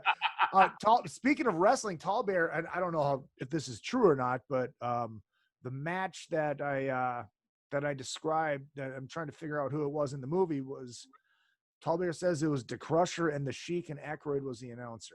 It had to be AWA because it was Chicago, and that would have been AWA territory because they were out of Minneapolis. And the Crusher was in AWA. Yes, and so was. Was Aykroyd have been the announcer? That's what he says. I don't know. I'd have to go listen to it again. Well, that means somebody's online right now and can look it up. Like That's. Well, I think Tallbear either looked it up or he's pulling our fucking leg. Let me do it right now. Blues Brothers. Let's see, because everything's online. I mean, if you could find out the only reason I got on TV was because of my shitty haircut, we could probably find out. Jennifer. It's so funny that you found that because I Googled you at VH1 just because I wanted to see what you looked like back then to see if I remembered you being on VH1 because I never fucking put that together. Right. And then that was like one of the first links that came up. Saying how much you sucked and your haircut was dumb. I remember that one though. I totally remember that one. I got a lot of mileage out of that for a while. I think Stevie Rochelle got a lot of mileage out of it with Metal Sludge too. Of course he did. That's what he's best at. Jennifer checking in regarding everybody being slow. That's because they have no oxygen because they've been wearing masks all day. You move in slow-mo. Yeah. I think just everybody's just fucking depressed and it's like everything sucks. Big Daddy Meaty Bone on whatever website I'm on right now says, first of all, I don't believe the words Big Daddy Meaty Bone just came out of my mouth, but Big Daddy Meaty Bone says, wasn't John Belushi's father a referee or ringside doctor for the old NWA when they had offices in Chicago? That's what he posed that question in 2013. Big Daddy Meaty Bone. It just makes me think of that scene from Jay and Silent Bob Strike Back when Affleck is explaining the internet to Jay and Silent Bob. Moviepoopshoot.com. Yeah, movie poop shoot. And Magnolia fan says. That's fucking gold. Affleck, you was the bomb in Phantoms. Oh, he hates that. I interviewed Kevin Smith years ago, and I'm like, dude, think about this, because that's when he was supposed to be making his hockey movie. I said, all right, so me or whoever, I mean, because I was like trying to get in. Sure. Like, think about this, me or somebody else, the face-offs, you see them talking, and the fucking gloves are gonna drop, and they're gonna go. Look at fucking straight face off or straight across from fucking Affleck and go, weren't you that guy in Phantoms? Fuck you. No, really? Dude, you were the fucking bomb. Fuck you. And then the fucking puck drops and the gloves drop and fucking you put Affleck over and get your ass beat. Yeah. He goes, oh, dude, he hates it because he hears it everywhere.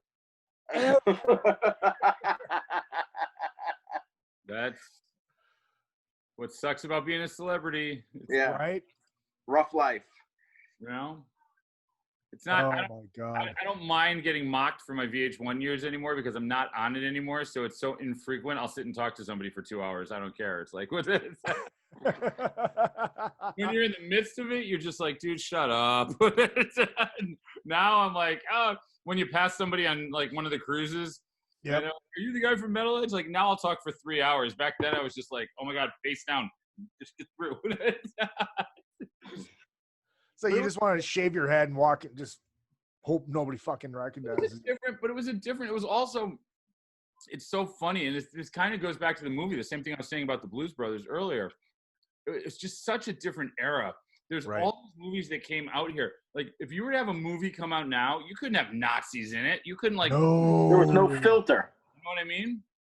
Like, you look at like movies like Blazing Saddles. Oh my God. I'm going to have to go back because this got me on a big Belushi. I'm going to have to go back and watch 1941. Oh, yes. Yes. These movies just, you can't make these anymore because right.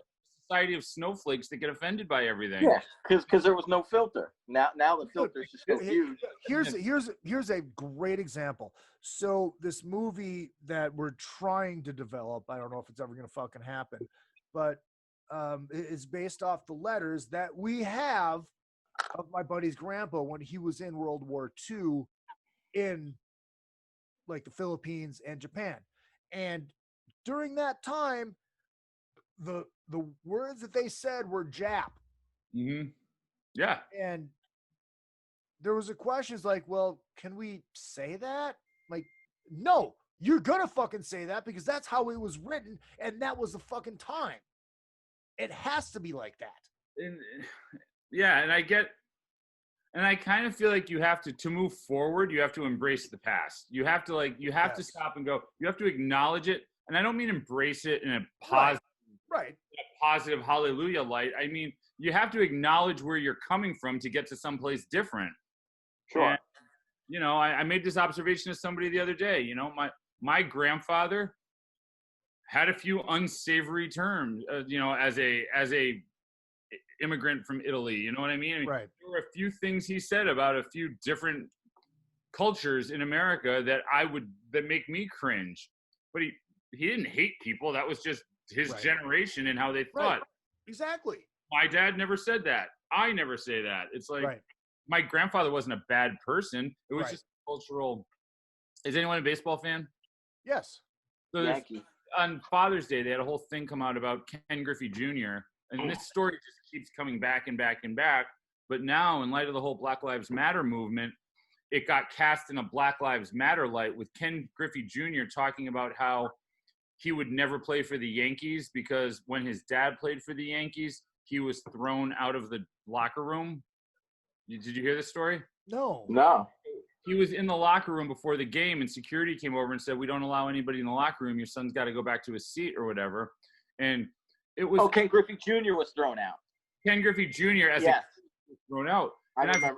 I just vaguely told countless times before by people who were in the clubhouse at the time. Even it was never a racist thing. It was just George's policy was your kids weren't allowed in the clubhouse. Period. It didn't matter what Yankee thing.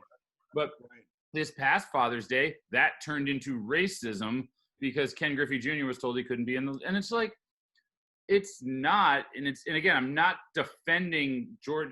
First of all, you can defend George Steinbrenner if you want to. It's his right to do whatever he wants. It's his team. Right. But he wasn't being racist. That was just the policy. And everything shifts over time. You know what I mean? Right. We need to just look at it and go, we can't censor the Nazis out. We just have to realize why we don't want to support them. Taking down statues doesn't change history. It's like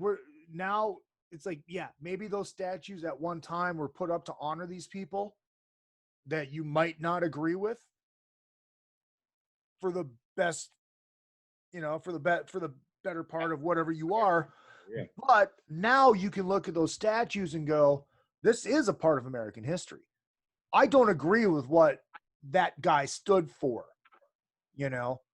but that's there to remind us of what this country came from. I mean, you're going to tear down the fucking Colosseum in fucking Rome because it was built by slaves? Yeah. Get the fuck out of here. Fuck out of here. I agree with you. I think it's just tough, but we all, and at an individual level, we become who we are because of the adversity we face. Oh, absolutely. Absolutely. Hopefully you want your country to get better, and you can go, 100 years from now, they can look and go, remember when we weren't like this, but exactly did the right thing to get us here. Right. Well, because this is my thing is, where does it stop? Well, it doesn't. It doesn't. They want them to take down fucking Mount Rushmore. Get the fuck out of here. Applying to the Blues Brothers, do you start getting rid of movies because there's Nazis in the Blues Brothers? Like, right. Or do you get rid of the Blues Brothers because Cab Calloway says the N-word? Yeah. And Aretha Franklin says honky. Right. It's also part of it's a moment in time, and that's what also makes it just so spectacular. I'd be curious to know, like, about what younger generations think of the Blues Brothers. Like, do they think they think it's as funny as we do? Do they think it is what we think it is? If you were to show the Blues Brothers to like a 14-year-old kid, like would the kid be like, "Oh my God, this is great"? It would be like, Nah, they'd have a stick up their ass. This is stupid, you know? Yeah, Yeah, it's they have like a stick up there's their ass there's about all those videos. I mean, there's all those videos of kids listening to like Motley Crue for the first time. Yeah. Why isn't there a video of a kid watching the Blues Brothers for the first time, or watching Blazing Saddles? Yeah. Blazing Saddles. Caddyshack. Blazing Saddles is one of the ones that I always go back to because that movie is just it's just a genius movie. It is. So good. It is. It is. Caddyshack too. Caddyshack. Now, the interesting thing, Rika can watch Blazing Saddles and she thinks it's the dumbest thing on the planet. She doesn't even like. You could not. If I explained it to her for an hour, she still wouldn't even break a smile. She'd just be like, "I don't get it. It's stupid." It's you either get it or you don't. Yeah. Right. Like, I feel like everybody got the Blues Brothers though. Everybody got the Blues Brothers. It's like not being able to laugh at fucking Anchorman. How do you not laugh at Anchorman? It's like the first two Kevin Smith movies, Clerks and Mallrats. You either get it, right. You know, I have friends that are like, "This is the dumbest shit ever." I'm like, "What?" You know. Yeah. Tall Bear says, "Better leave the Crusher statue alone. If there is a Crusher statue, I want to go see it." Yeah. Corolla said it best. The only statue that's going to be left standing is the one of the Fonz in Milwaukee, because everybody loves Henry Winkler. All right, I'm in the Palace Hotel ballroom right now. Wait, where are you? Because I'm here. Ah, you are at Think. Oh, another thing. All the dancers in the movie, other than in the church scene, are not professional dancers, because John and Dan were not professional dancers, so they wanted them all to look equal. Ah, makes sense. Yeah, so like that scene in Chicago with Ray's Music Exchange, those were all amateurs. When he shoots the gun at the kid. Yeah, yeah, right. Go on, get.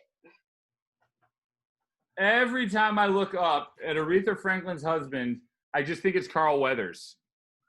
Oh my God, he does look oh, McIntyre Murphy. Yeah. You know what I love about that scene? Gonna kick the living shit. Oh yeah, mine's still at home. I gotta buy another fucking copy of it.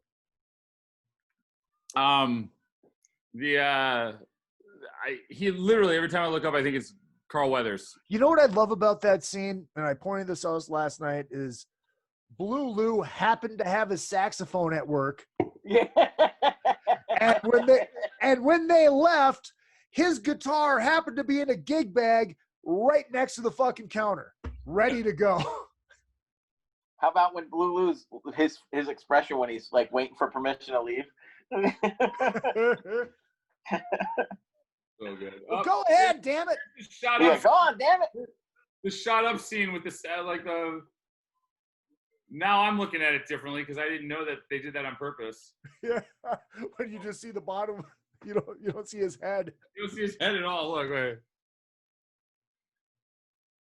This is, by the way, high-tech videography. Yeah, that's right. Blue Lou just happened to have his sign at work. Yeah. Just squatting in the background. Oh my God, that's fucking gold. Final thoughts. Blue Lou dancing on that counter would not go over in the COVID. Or do we just want to keep fucking this going while this movie's on? The problem is I keep restarting it, so that's yeah, right. Well, that's the thing.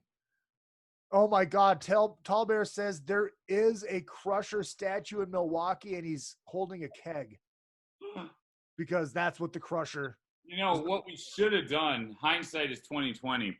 What we should have done. A watch along. We should have done a watch along with the Blues Brothers. Dude, we can totally do that. We can do that next time, part 2. Just literally all I have to do is turn this around and I can watch while I'm talking to you guys. Or, no, even better, I can do a share screen. Look at that. We find then, a new talent about Izzy every day. Yes. And then get shut down and get it taken off YouTube for copyright infringement. Well, I It's suppose happened to me a few times. There's some that you get away with though, like the I threw on my Instagram a couple months, like sometime in quarantine. I don't know. We were watching it, and when the kid yells "Rock Fight," and then Anthrax comes on, like they play the Anthrax song in the new It, and they start throwing rocks at the bullies, and everyone's throwing rocks at each other. And I taped it and I threw it up on Instagram, and I expected to get shut down, and I didn't. Wow. That was like, but then you get other ones where you do. I've thrown a few clips up that you haven't, but then you get some that are. I got shut down for a POD video because I tried to post a POD video wishing Sonny a happy birthday, and I got shut down. But usually with the movies, you're okay. I guess it depends how far you go in. It's worth a shot. But I mean, but the music in the movie, I don't know. We'll figure it out. Maybe we do that. We do that and we broadcast that live on Facebook. Yeah. Don't have any of the audio. We Without just have audio, it on. I mean, no one's doing anything without audio. Yeah, you're fine without the audio. Yeah, exactly. It's funny though. We just tell everybody, here's what we're doing. Start now. And start 1, 2, 3. Hit play. Everyone, get your DVDs queued up or whatever you do, and now hit play right now. Boom. And make sure you have the extended version because that's what I have. You have, I'm not be like 3-4 minutes ahead of you. The other thing that used to always piss me off, honestly, Star Wars, I have every iteration that they sold. I have everything because you have to have everything because you're a nerd. Of course. But it's like, I bought this. I bought the like collector's edition with the bonus interview with all that stuff. Like every anniversary, you're going to put out a new version, make me buy a new one, and I'm just not going to because I'm cheap. I'd rather spend my money on alcohol at the Rainbow than on new versions of the Blues Brothers. Well, the amount of money that you spend on alcohol at the Rainbow now, you can buy how many copies of that fucking DVD? With the amount of money I've saved because we've been in quarantine, the amount of money that I've saved because we haven't been going to the Rainbow, paid off his house. I could probably film the Blues Brothers 2020 with Oh, it's fucking gold. Like how many more greatest hits has Kiss put out, right? Yeah, right. No, it's crazy. Yeah, no, dude, it is. Where the goddamn Blues Brothers go? Ray Charles. Oh, nice. Ray Charles scene. I love when he shoots at the little kid. All right. Do you guys have a favorite cameo? I kind of like Frank Oz. I mean, I'll be honest with you. That is just soiled. That's a good one. Oh God, Princess Leia though. I don't consider that a cameo. She's a reoccurring. Yeah, I guess that's a character. That's a character. Is he a cameo or no? You know. Like I consider a cameo a person that really you don't recognize. They're in one scene quickly. Oh, well, I'm flaking on his name right now. Stan Lee has a cameo in all of the Marvel movies. Yeah. And in Mallrats. All the Marvel movies. But it's like, that's a cameo. You come in, you're the pizza delivery guy. You know what I mean? Right. Okay. Carrie Fisher's not a cameo. Yeah, that's right. I do like Pee-wee, though. We have a Dom Perignon in 1974. Yep. And Jake goes, that'll be fine, pal. At $150 a bottle. That'll be fine, pal. Shake your tail feather. I've been known to, like, if that comes on the jukebox when I'm at the bar, I've been known to get up and do the dance. That would be great if we did like a flash mob, like a flash mob at the Rainbow one night and just all started doing the dance, like just out of nowhere.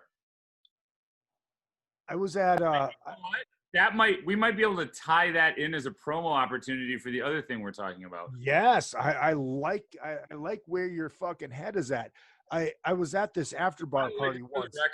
I've been instructed to call somebody when I get off the podcast to discuss that other thing. I love it. And I think I should probably. What we're doing now is teasing people. Yes, I should probably call somebody that we referenced earlier in the show so he knows what I'm not thinking. To lose weight.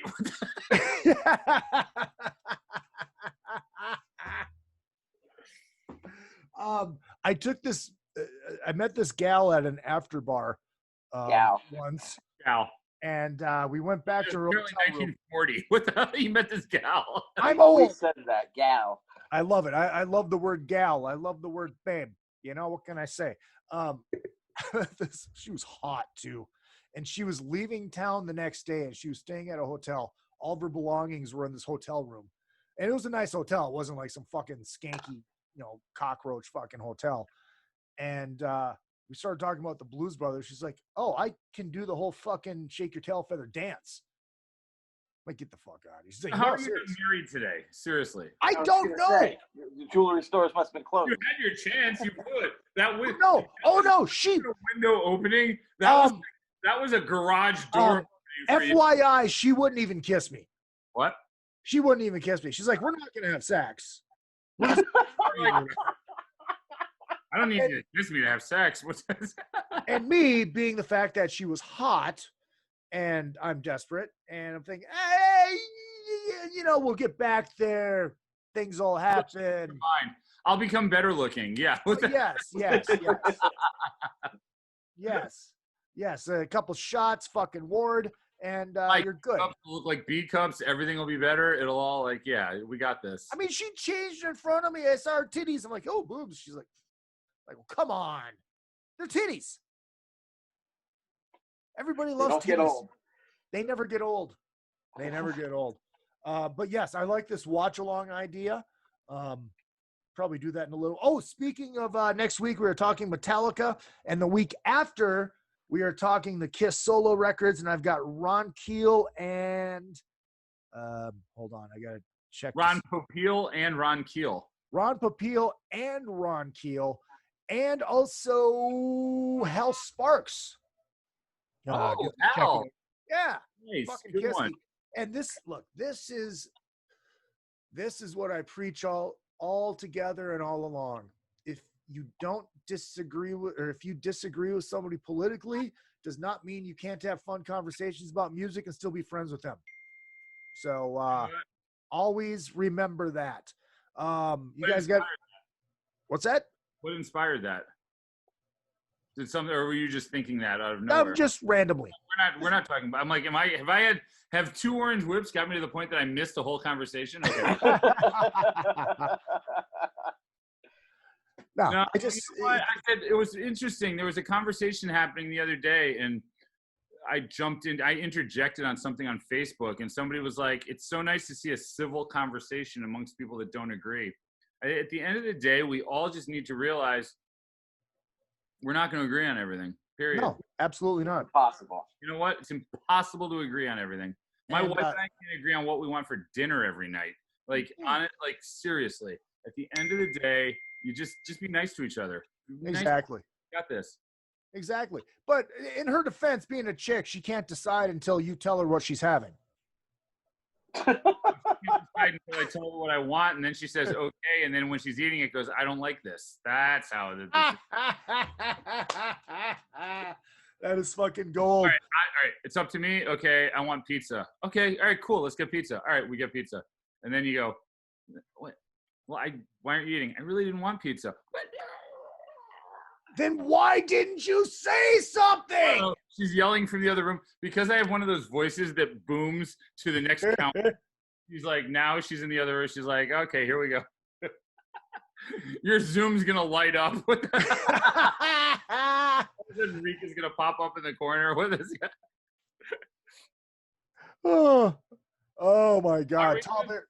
So Tall Bear says Ron Keel met him at Kiss Expo 2002 in Charlotte. Oh, good for you. I love Ron. Ron's a good. Tim, I know you got nothing. What Metallica are you talking next week? Just random. Oh. I don't have a popular opinion on Metallica, so you keep me away from that one. I won't be on. But dude, if you don't like Metallica, that would make it even better. No, I have a very, very, very firm opinion on Metallica where everything changed and they are gods amongst men up until a certain point. Right. And then they are children amongst men from that point forward. And that's a slight exaggeration, but right. Well, I feel like when people make the dissemination with Van Halen, where it's David Lee Roth and Sammy, I feel like at a certain point, Metallica became a different band. Oh, absolutely. And I have absolutely, you do not, no matter how much you try to justify Load and Reload to me, Metallica ended at the Black Album. They became a different band, and I like some stuff after that. Yeah. But honestly, they are freaking, they're the Holy Trinity up until the Black Album. Right. After that, I'm just like, eh. Well, I After think the Black Album, they became Cuban drug dealers. I think On the I back of a honestly, load. But yeah. I honestly think that what killed Metallica was that bus accident that killed Cliff Burton. Oh, you're absolutely. I mean, I also think, not to get into a whole Metallica spiel, but I will. I think Cliff Burton and Dave Mustaine had a lot more influence on Metallica than anybody wants to admit they had on Metallica, because you're a musician, you understand this. I work in the business, I understand this. Songs don't just disappear when they don't get recorded. And what happens is, after you record a record with a guy and then the guy is out of the band, you still have stuff left over that he worked on. Right. And Cliff may have been dead, but I'm sure there was still stuff that Cliff worked on that of course kept showing up. And then to me, there just comes a point in their career where those two influences kind of just fell by the wayside because what they contributed was no longer there. And there's nothing wrong with that. Right. However, I love Metallica as the greatest heavy metal band of all time. Mm-hmm. I don't love them as a classic rock band. And that's, I feel like it became a classic rock band with Load and Reload. And that was it. It was like, but it doesn't mean I'll go see them anytime. I have no problem with it. But I feel like there's a real line in the sand with that band for me. Yeah, I honestly don't know I can't remember the last time I saw Metallica. I think it might have been, no, I do remember. It was the summer of '95, I want to say. It was before Load came out. And we're in. Sorry, nah. We got a little Peter Gunn theme, and they're getting food. I'm going 110 miles an hour through the streets of Chicago right now. Ladies and gentlemen. Yeah. Well, this is definitely Lower Wecker Drive. If my estimations are correct, we soon be approaching the Honorable Richard J. Daley Plaza. That's where they got that Picasso. Yeah. They got that Picasso. Yeah. The last time I saw Metallica was the Big Four. That was the last time I saw them, I think. Oh, wow. I didn't get to see that. Obviously. I saw them a little after that. I saw them on the Death Magnetic tour. Or what was the one after Death Magnetic? Well, I think Big Four was after Death Magnetic. I reviewed Death Magnetic for Reuters. So I did like a syndicated review of them for Reuters. And look, that wasn't a bad show. I like the Death Magnetic record. What's the one after that? The Hardwired. Yes, I saw him on that tour. And here's the thing. I like Death Magnetic. I don't hate Hardwired. However, at that point, I felt like what they were doing more than anything was trying to be who they used to be. On Hardwired, for sure. Yeah, and it was just, for me, I'd rather just go back because, man, they had a 5-album run that was just untouchable. And you know what? I'd rather listen to 5 albums. And me too. As somebody who works in the business, that's just such an asshole thing to say, and I feel like a jerk for saying it. But as a fan, I am allowed to say it. And I think, you want to push yourself to get bigger and better. And I just felt like if I'm going to listen to Death Magnetic, I feel like I'm listening to a lot of the riffs being slightly mutated from earlier records. Mm-hmm. That's it. What are you talking about? How could you not like our new stuff? That's good. That's good.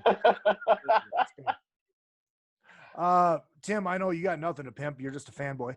There you go. But no, seriously, check his episode of Talk Is Jericho out, talking about fucking OJ. All right, so I got to check that out. We were talking about that and I was actually, when you came out of commercial, when we did the break, I was like, hold on. Can we keep talking about this OJ theory he has?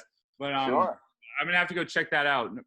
Well, that's actually the Metallica thing's fresh in my head because I was texting with Chris last night, and he just did a Metallica show. Chris said he's like, you got to check out my Metallica thing. It was great. It was really good. Reload, and he goes load versus reload, and I wrote back and I said load versus reload. How about load plus reload equals an amazing EP?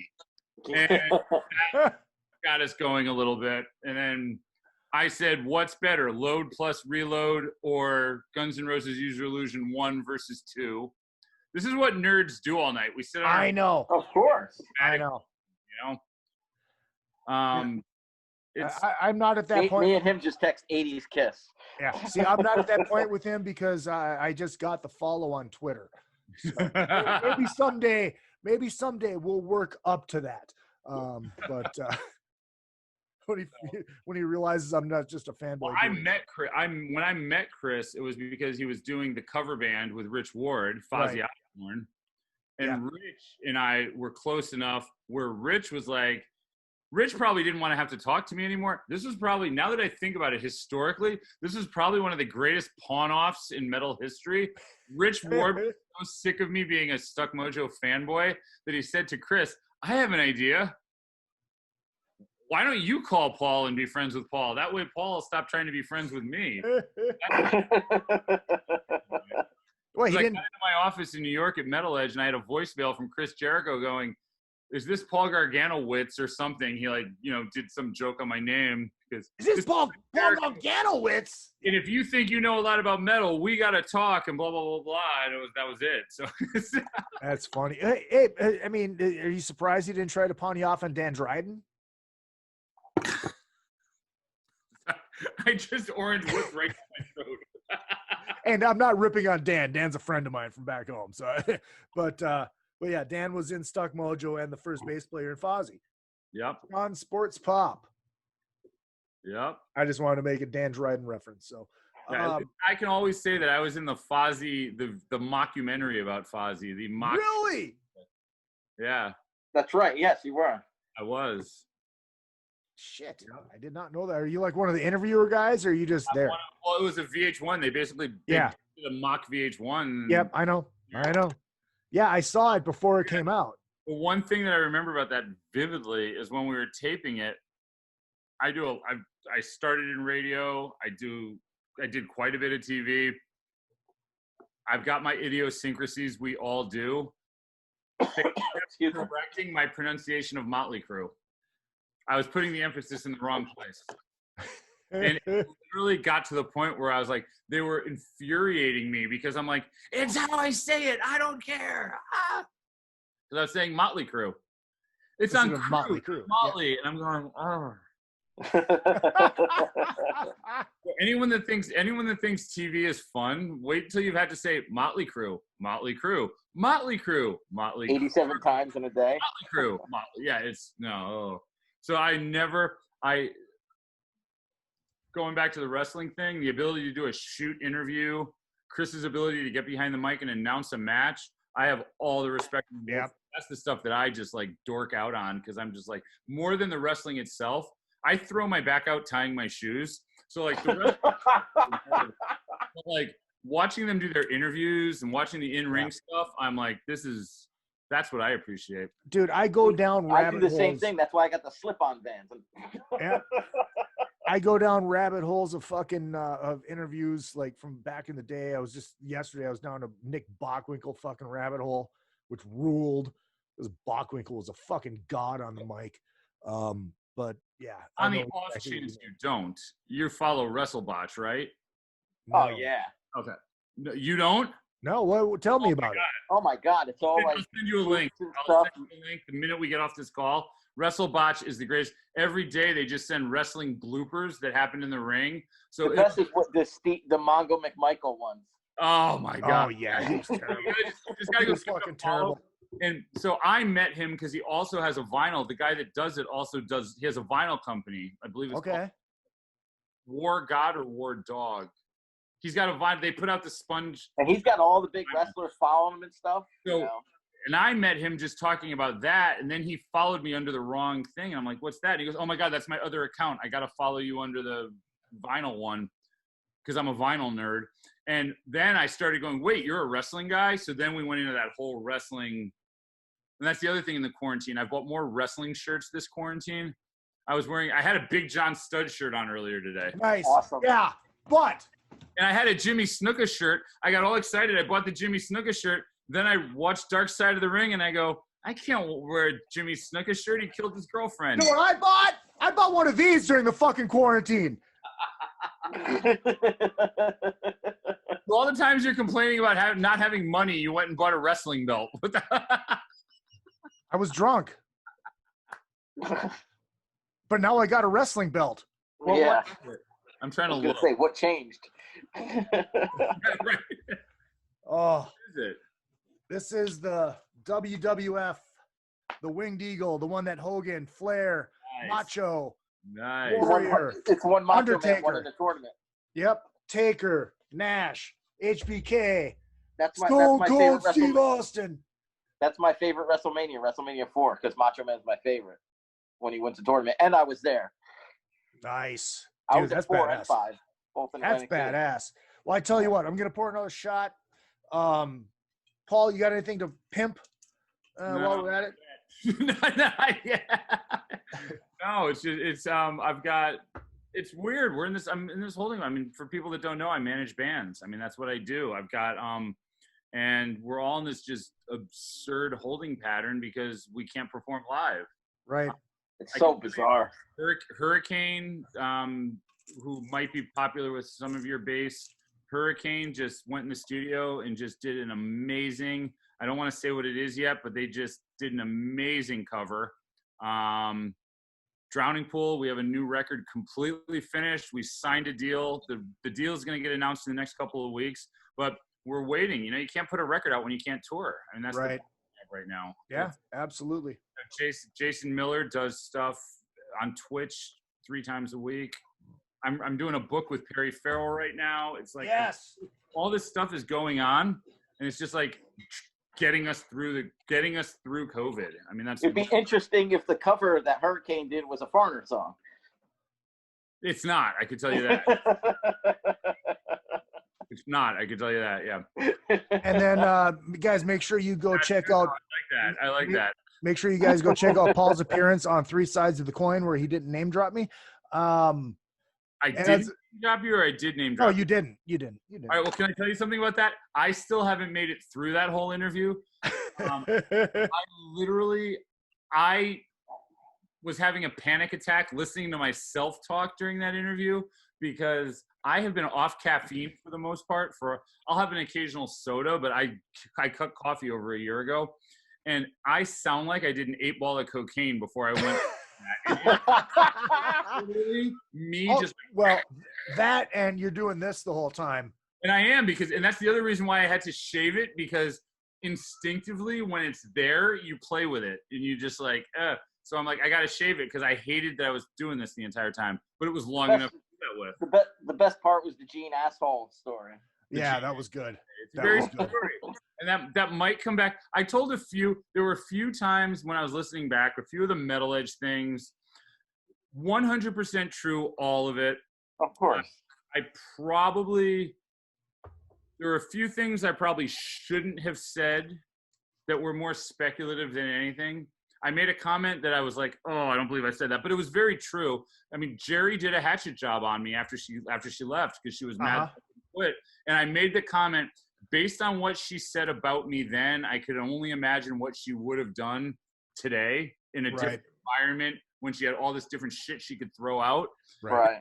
I'm like, all right, I probably shouldn't have gone there because that makes her sound sensationalist, more sensational than it was. But that was the first time that I ever really gave all that dirt on Metal Edge. I've never done that before. So, and it wasn't planned. That's just where it went. It's where it went. But I thought it was a good interview. I thought it was an honest interview, and it was entertaining. You know, and it was great to hear your Kiss story on top of it. But I have no problem. Like my Kiss stories, I have no problem telling. I mean, it's just look, I never signed an NDA with the band. Mm-hmm. There's bands I've signed NDAs with where I can't tell stories. I never signed an NDA with Kiss. And quite frankly, I respect Gene enough to know that there's nothing I can say about Gene. As long as I tell the truth, he's not going to be offended about anything I say. He's going to go, yeah, I said that. I mean, and it was great too, because everybody, wants to hear all these happy-go-lucky stories. Like that shit does happen sometimes. And it does happen. And as like one of the world's biggest Kiss fans, I mean, I wrote an Instagram post the other day for the anniversary of the Tiger Stadium show. As one of the I'm a huge Kiss fan. And I was at that, by the way. What? No, I was at Tiger Stadium. All right. So interesting thing. I feel like I've known enough people who said they were at that where I can start a master list and we can. And no, it's funny because I read your post. It's funny what you wrote about Bach. I ran into Bach at a rest stop in Ohio. Oh my God! That's on my way there. Yep. Yeah, that's so funny. Yep. He was driving his Jaguar at the time. Wow. He had a silver Jaguar. Dude, I was at fucking Kiss. There was Jack Daniels and cocaine. I was having a fucking blast, but they didn't play Mr. Speed. Yeah. Then I ran into him backstage at the Staples Center, and we were both wearing Dynasty shirts. Dude, we shop at the same store. Let's take a picture. Like, all right. Dude, I knew I didn't have to call you to fucking tell you to wear that shirt because I knew I'd run into you and we could take this picture naturally and it wouldn't have been planned. Yeah. I gave Baz Kiss socks as a birthday present. Oh, year. Nice. Yeah. Nice. You can actually get Izzy Presley socks now too. Oh, really? Along with the pants. That's like the most seamless product plug ever. I love that. That's how good I am. How good I am. No shame in his game. I love it. Hell no. Oh, hell no. Dude, we can go down go down a Kiss rabbit hole for another hour if we want to. Hell yeah. I love the fact that we couldn't do Warrant. We were like, we couldn't make it through an hour. No, I think Warrant was just it was all my Zoom difficulties that I got figured out now. I haven't gone back and listened to it yet, but from what I was hearing while I was trying to deal with the Zoom bullshit, it was great. No, and I'll tell you, one of the things I loved about the Warrant episode was PJ being able to tell, because PJ had he can go on for hours about and that was really, really cool. And here's the thing, I never really knew. I wrote something about Trickster the other day on my Metal Edge account. Yeah. I've never really knew the Trickster guys because I wasn't at Metal Edge when they were the Metal. PJ and Steve are two of my best friends. So they'll talk about Warrant for days. Like, I'm like, dude, what was your best tour? Obviously with Kiss or Poison, this and that. They're like, fuck no, the Warrant tour. And they'll go on. The Warrant Firehouse tour? Yep. Hands down, that was their favorite tour. I didn't come to Metal Edge until like 96. So for me, their time to come. They were just like, they were the hottest thing there was at a period when I was in college. Mm-hmm. And when I was in college, I'm like, I'm not listening. You're like, okay, I like Warrant, but you're also like in college, you're going, can I really love a band that's younger than I am? You know what I mean? Because that's that whole thing. Yeah. Very, very real. And I think that held that band back a little bit because, assholes like me, I'm not a musician, but I was just like, they're younger than me. They're not for me. You know what I mean? That's how you do that. And then you get older and it doesn't matter anymore. You know what's weird to me?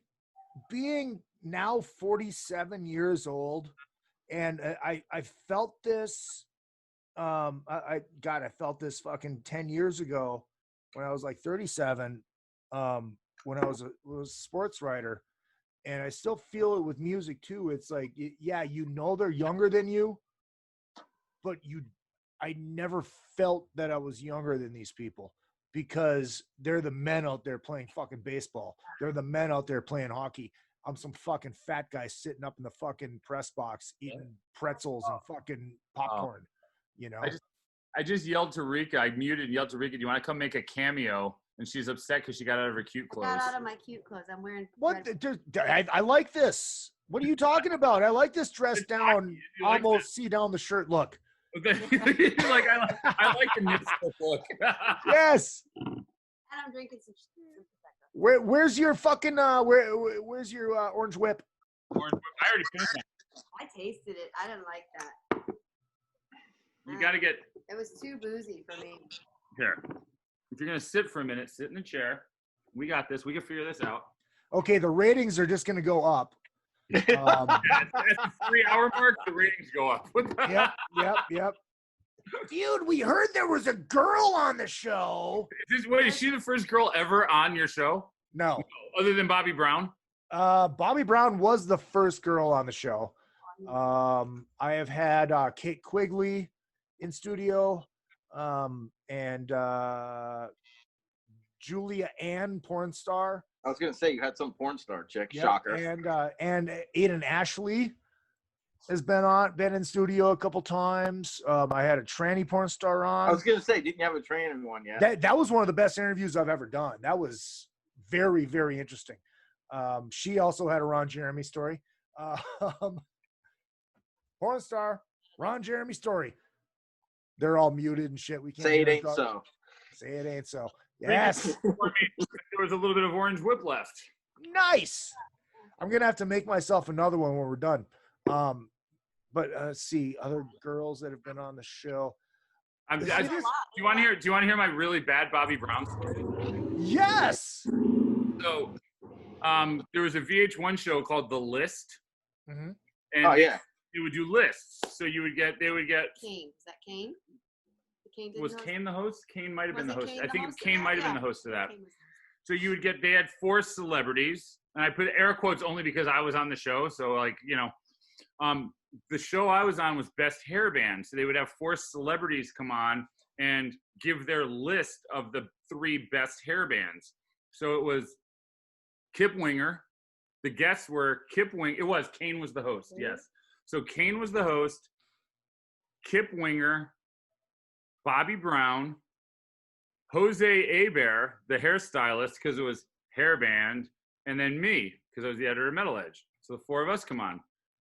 And I had a bit of a VH1 swagger at this point. Like, I knew I could get away with stuff that I was reoccurring on everything. Uh-huh. So I basically got into a mode where I was just making really bad one-liners at Bobby the entire time, about kind of quasi hitting on her, but not really, you know what I mean? But she didn't take it with a sense of humor. What shocks me, that shocks me because Bobby, I don't know. I guess for me, Bobby is always, seems like she, as long as I've known her, she's got it.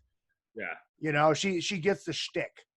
So anyways, I'm sorry, continue. No, that was. Oh, that was it? I mean, I think she just didn't like me. I think she just didn't like me. I can go to my grave knowing that I asked Bobby Brown out to dinner, which turned into a lunch, which turned into never happening. But I can say that I asked. Turned into a lunch that then turned into a breakfast, and I was going to go, good on you. Now it was the dinner that was like, yeah, maybe we should just do lunch. I'm like, or dinner. She's like, no, lunch is fine. It was like that Caddyshack line. So you got a pool over there? Yeah, pool and a pond. Pond would be good for you. Yeah, your pool. Your pool would be nice. Big blow up. I want to know what the pyro budget was on Blues Brothers. I was just reading in the other room that something like 28 cars or something were destroyed. The budget on the movie, I think, was $27 million total. No, it was like 6. I think it was 26. Not Carl Weathers. It was 26, and that was very, very expensive back then. At that time, yeah. And they said that this movie would not get made now because of what it would cost to make it. Are you a fan of this movie, Rika? Yeah, I know that. I saw this. Well, watch out, Izzy. This is how I get us back into Blues Brothers. Watch this. Rika, when's the first time you saw this movie? At the drive-in theater. My mom. Nice. And some of my excellent. friends, which I think it was rated R. Is it rated R? It is rated R. It's not PG. Yeah. The only thing it's missing is titty.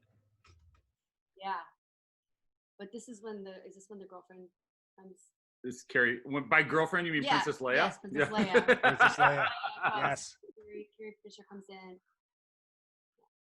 Oh yes, Scotty checking in says Tiffany has been on the show a couple times. I haven't met Tiffany yet, and it drives me crazy because Dude, she's always hanging out everywhere, and I've never met her. Dude, she rules. She rules.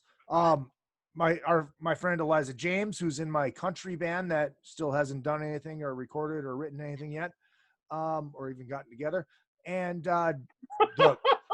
my favorite vocalist of all time, and probably the most nervous I have ever been for any interview I've ever done, Jeanette Napolitano. I love her. Wow. Concrete Blonde? Her. Dude, I had her on for an hour and a half. I think we talked Concrete Blonde for 5 minutes. Wow. She rules. I'll By the way, send you Minnie the Moocher. How can Minnie the Moocher not be one of the best? Oh my God. It's so good. Here's a story from that documentary talking about that scene. So they did it, and Cab came over, and John Landis is like, I guess I was expecting more. And Cab got pissed. He's like, well, what do you mean? I did what you told me to do. He's like, no, it was good. It just wasn't great. You didn't tell me it had to be great. Okay, so do it and do it great. All right.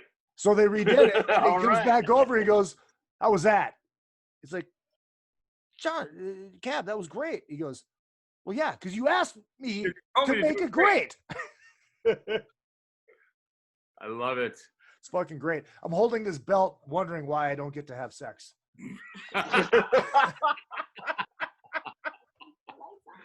Excellent. Oh my God. All right. So everybody go check out Talk is Jericho with Tim, the fucking OJ edition. And I am going to make this happen. I will get in touch with AJ Benza and get you two together on this show to talk OJ, and I'll just fucking let you two go. I'll just sit back and. Are you like-minded, or does he feel a different way than you do? What's that? Are you and AJ like-minded about OJ, or does he feel differently than you do? Well, I've never really. I know he's got other opinions on it, and I've never really gotten his. And you've got AJ Benza, who used to fucking do blow with OJ. Yeah. He used to party with OJ. And he used to bang every girl that OJ did too. In a really tight thing, what happened? What's your opinion? I think it's all he didn't do it. He knows who did it, in my opinion. But I think it's drug related. She was into drugs. He was into drugs, and she ran up a big drug debt. Her and Faye Resnick. Faye Resnick was living with her at the time. 2 days before the death, Faye Resnick went to rehab, in my opinion, to hide. And 2 days later, all this happened. And AJ Benza can fill in the pieces. Okay. But OJ knows who did it, but he didn't do it. And one person couldn't do that crime. Number one. Number two, if OJ did do it, he didn't have a scratch on him besides that little hangnail on his finger. They say that the knife hit him. OJ's too dumb to, the clothes and the knife and everything. OJ didn't have a scratch or a bruise or a chipped tooth, nothing on him. And Ron Goldman was a black belt. What's that? And the glove didn't fit. That's right. Both of them. Well, Paul, you got to remember, we're talking to somebody who drives by fucking Brentwood once a week. At least. At least. And I got my own OJ page, which is almost up to 1,500 followers. Yes, please give that out. OJ Simpson murder trial page with an underscore in between each word. Just type OJ at first. It's the most OJ page with likes on Instagram. Very proud of myself. Instagram? Yeah. And I'm Starchild 37. Wonder where I got that name.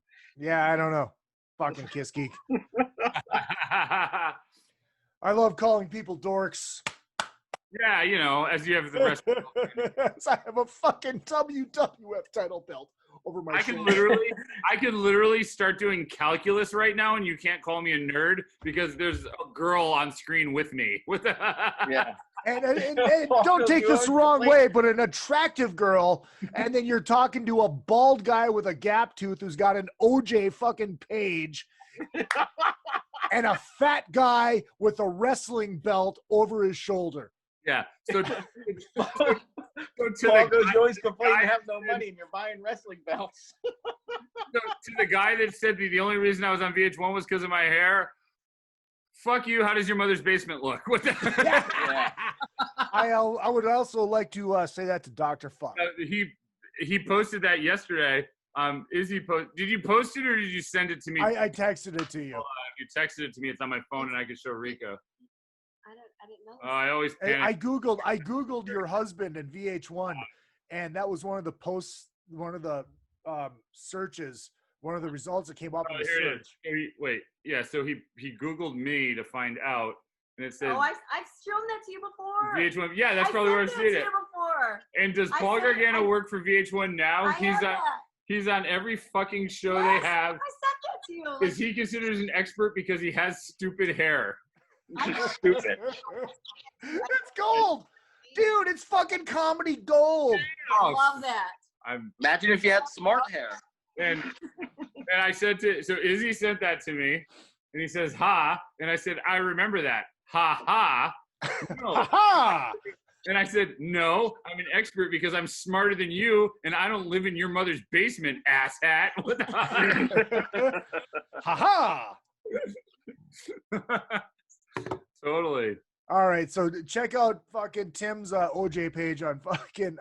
Do I follow that? I don't know. No. On Instagram. I have. No, to. I'm sorry. He's keeping score. He's like, no, you don't. I'm like, you know. I'll follow you so you can follow it back. All How right, about that? do That'll it, be the do reminder. it. And his star child, which is Tim Mangione. Star Child 37. 37. There you go. And follow In a row? In a row. Oh my God. Yeah, like I said, it's for me. I'm working on this book with Perry that has to be done in the next 10 days. It's gonna be really good when it's done. It's part of his box set. Nice. And I think I might have just slipped an NDA there because I don't think they announced the box set yet, but it's part of that. I can edit that out. It's tough because none of these bands can tour. So there's there's going to be new Hurricane music. There's a new Drowning Pool record. Jason Miller keeps doing his stuff. Instagram, Facebook, that's where all my stuff is. Yep. And there is a Metal Edge Instagram page as well, so make sure you guys go follow that. Of course, you guys know where you can find me. Let me hit my Black Diamond outro music. And you'll be able to find us hopefully at a drive-in theater near you coming soon. Yes, absolutely. Going to be working on something. And Paul, let's touch base after you get off the phone. After I'll call you. I'll text you after I get off the call. I'm about just to FaceTime me. You don't even know. I haven't told you yet. I have another thing that I've been working on for close to a year now. It's about a year I've been talking about this. You know what I'm talking about.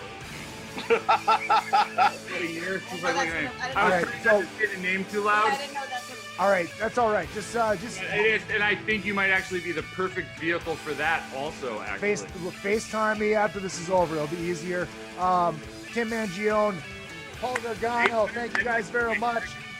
We got Daniel DK coming up next week, talking Metallica and somebody else. I don't know who else. I haven't worked on that yet. And thank you, Rika. This is Paul. I'm actually Mr. Rika.